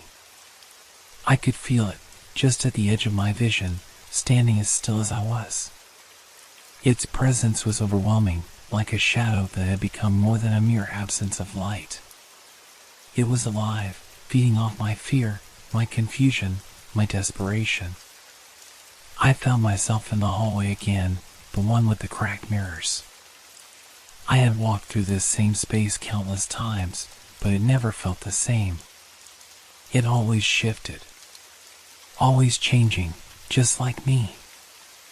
I was no longer sure if the person I saw in the mirrors was even real, or if I had become part of something far darker, something that had no boundaries, no limits. "Why are you doing this?" I whispered to no one in particular. The walls, the mirrors, they all seemed to listen. But there was no answer. Then I heard it. A soft thudding sound, like something tapping gently against the floor. It was faint at first, but growing louder. The steps were slow, deliberate, almost familiar. And then, the unmistakable sound of breathing. I wasn't alone. The house had come alive again. I froze, my heart hammering in my chest. Slowly, I turned to face the source of the sound. But there was nothing. Only the endless stretch of hallway, the mirrors reflecting my every move. The breathing continued, though, growing louder, heavier. I took a step forward, my feet barely making a sound on the floor. The mirrors shimmered around me, the reflections warping as if distorting in time with the beat of my own heart. I reached out, my hand trembling as I touched the glass of the nearest mirror. I didn't recognize myself in it anymore. The reflection was wrong. It was me, yes, but twisted. My eyes were empty, hollow. My skin pale, stretched too tight. My mouth opened in a silent scream, but no sound came out.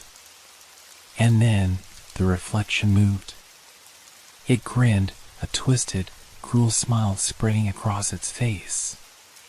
My reflection took a step forward, pressing its palm against the glass, its fingers leaving deep, dark smudges on the surface.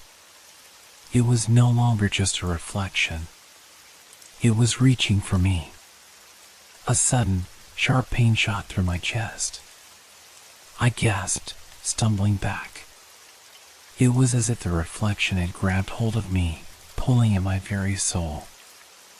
I clawed at the walls, the floor, anything to anchor myself to the reality I had known. But I was slipping. The house was devouring me, pulling me deeper into the mirrors, into the reflection where there was no escape. The thudding steps were now unmistakable. They weren't coming from behind me anymore. They were coming from all around me, from inside me. I was the one walking. I was the one moving closer to the mirrors. My reflection was pulling me, dragging me toward the glass. And then, I saw them. There were dozens of them. Hundreds. Each reflection a distorted version of myself, each one stretching its limbs, opening its mouth in a soundless scream. They were everywhere, surrounding me, closing in. There was no way out. No way to wake up. I tried to scream, but no sound came. I could only watch as the reflections reached for me. They were real. They were me. And then, with a final, gut-wrenching pull, the glass shattered. The room exploded into shards of light and darkness, and I felt myself falling, being pulled, into the very heart of the reflection. I couldn't fight anymore. And then, silence. For a long time, I floated in the dark. Time had stopped. I had stopped. I was nowhere. And yet, I wasn't alone. The reflections were still there, but they weren't trapped in the mirrors anymore. They were here with me, all around me, and each one was me. I could feel their presence, their eyes on me, their breath in the cold, empty space. I was them. I was one of them now.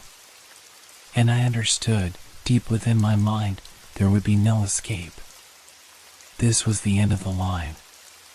The house had claimed me, the mirrors had taken me, and now I was a part of something far greater.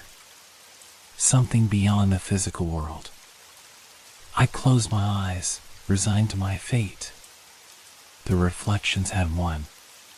And I had become just another part of the endless, distorted image.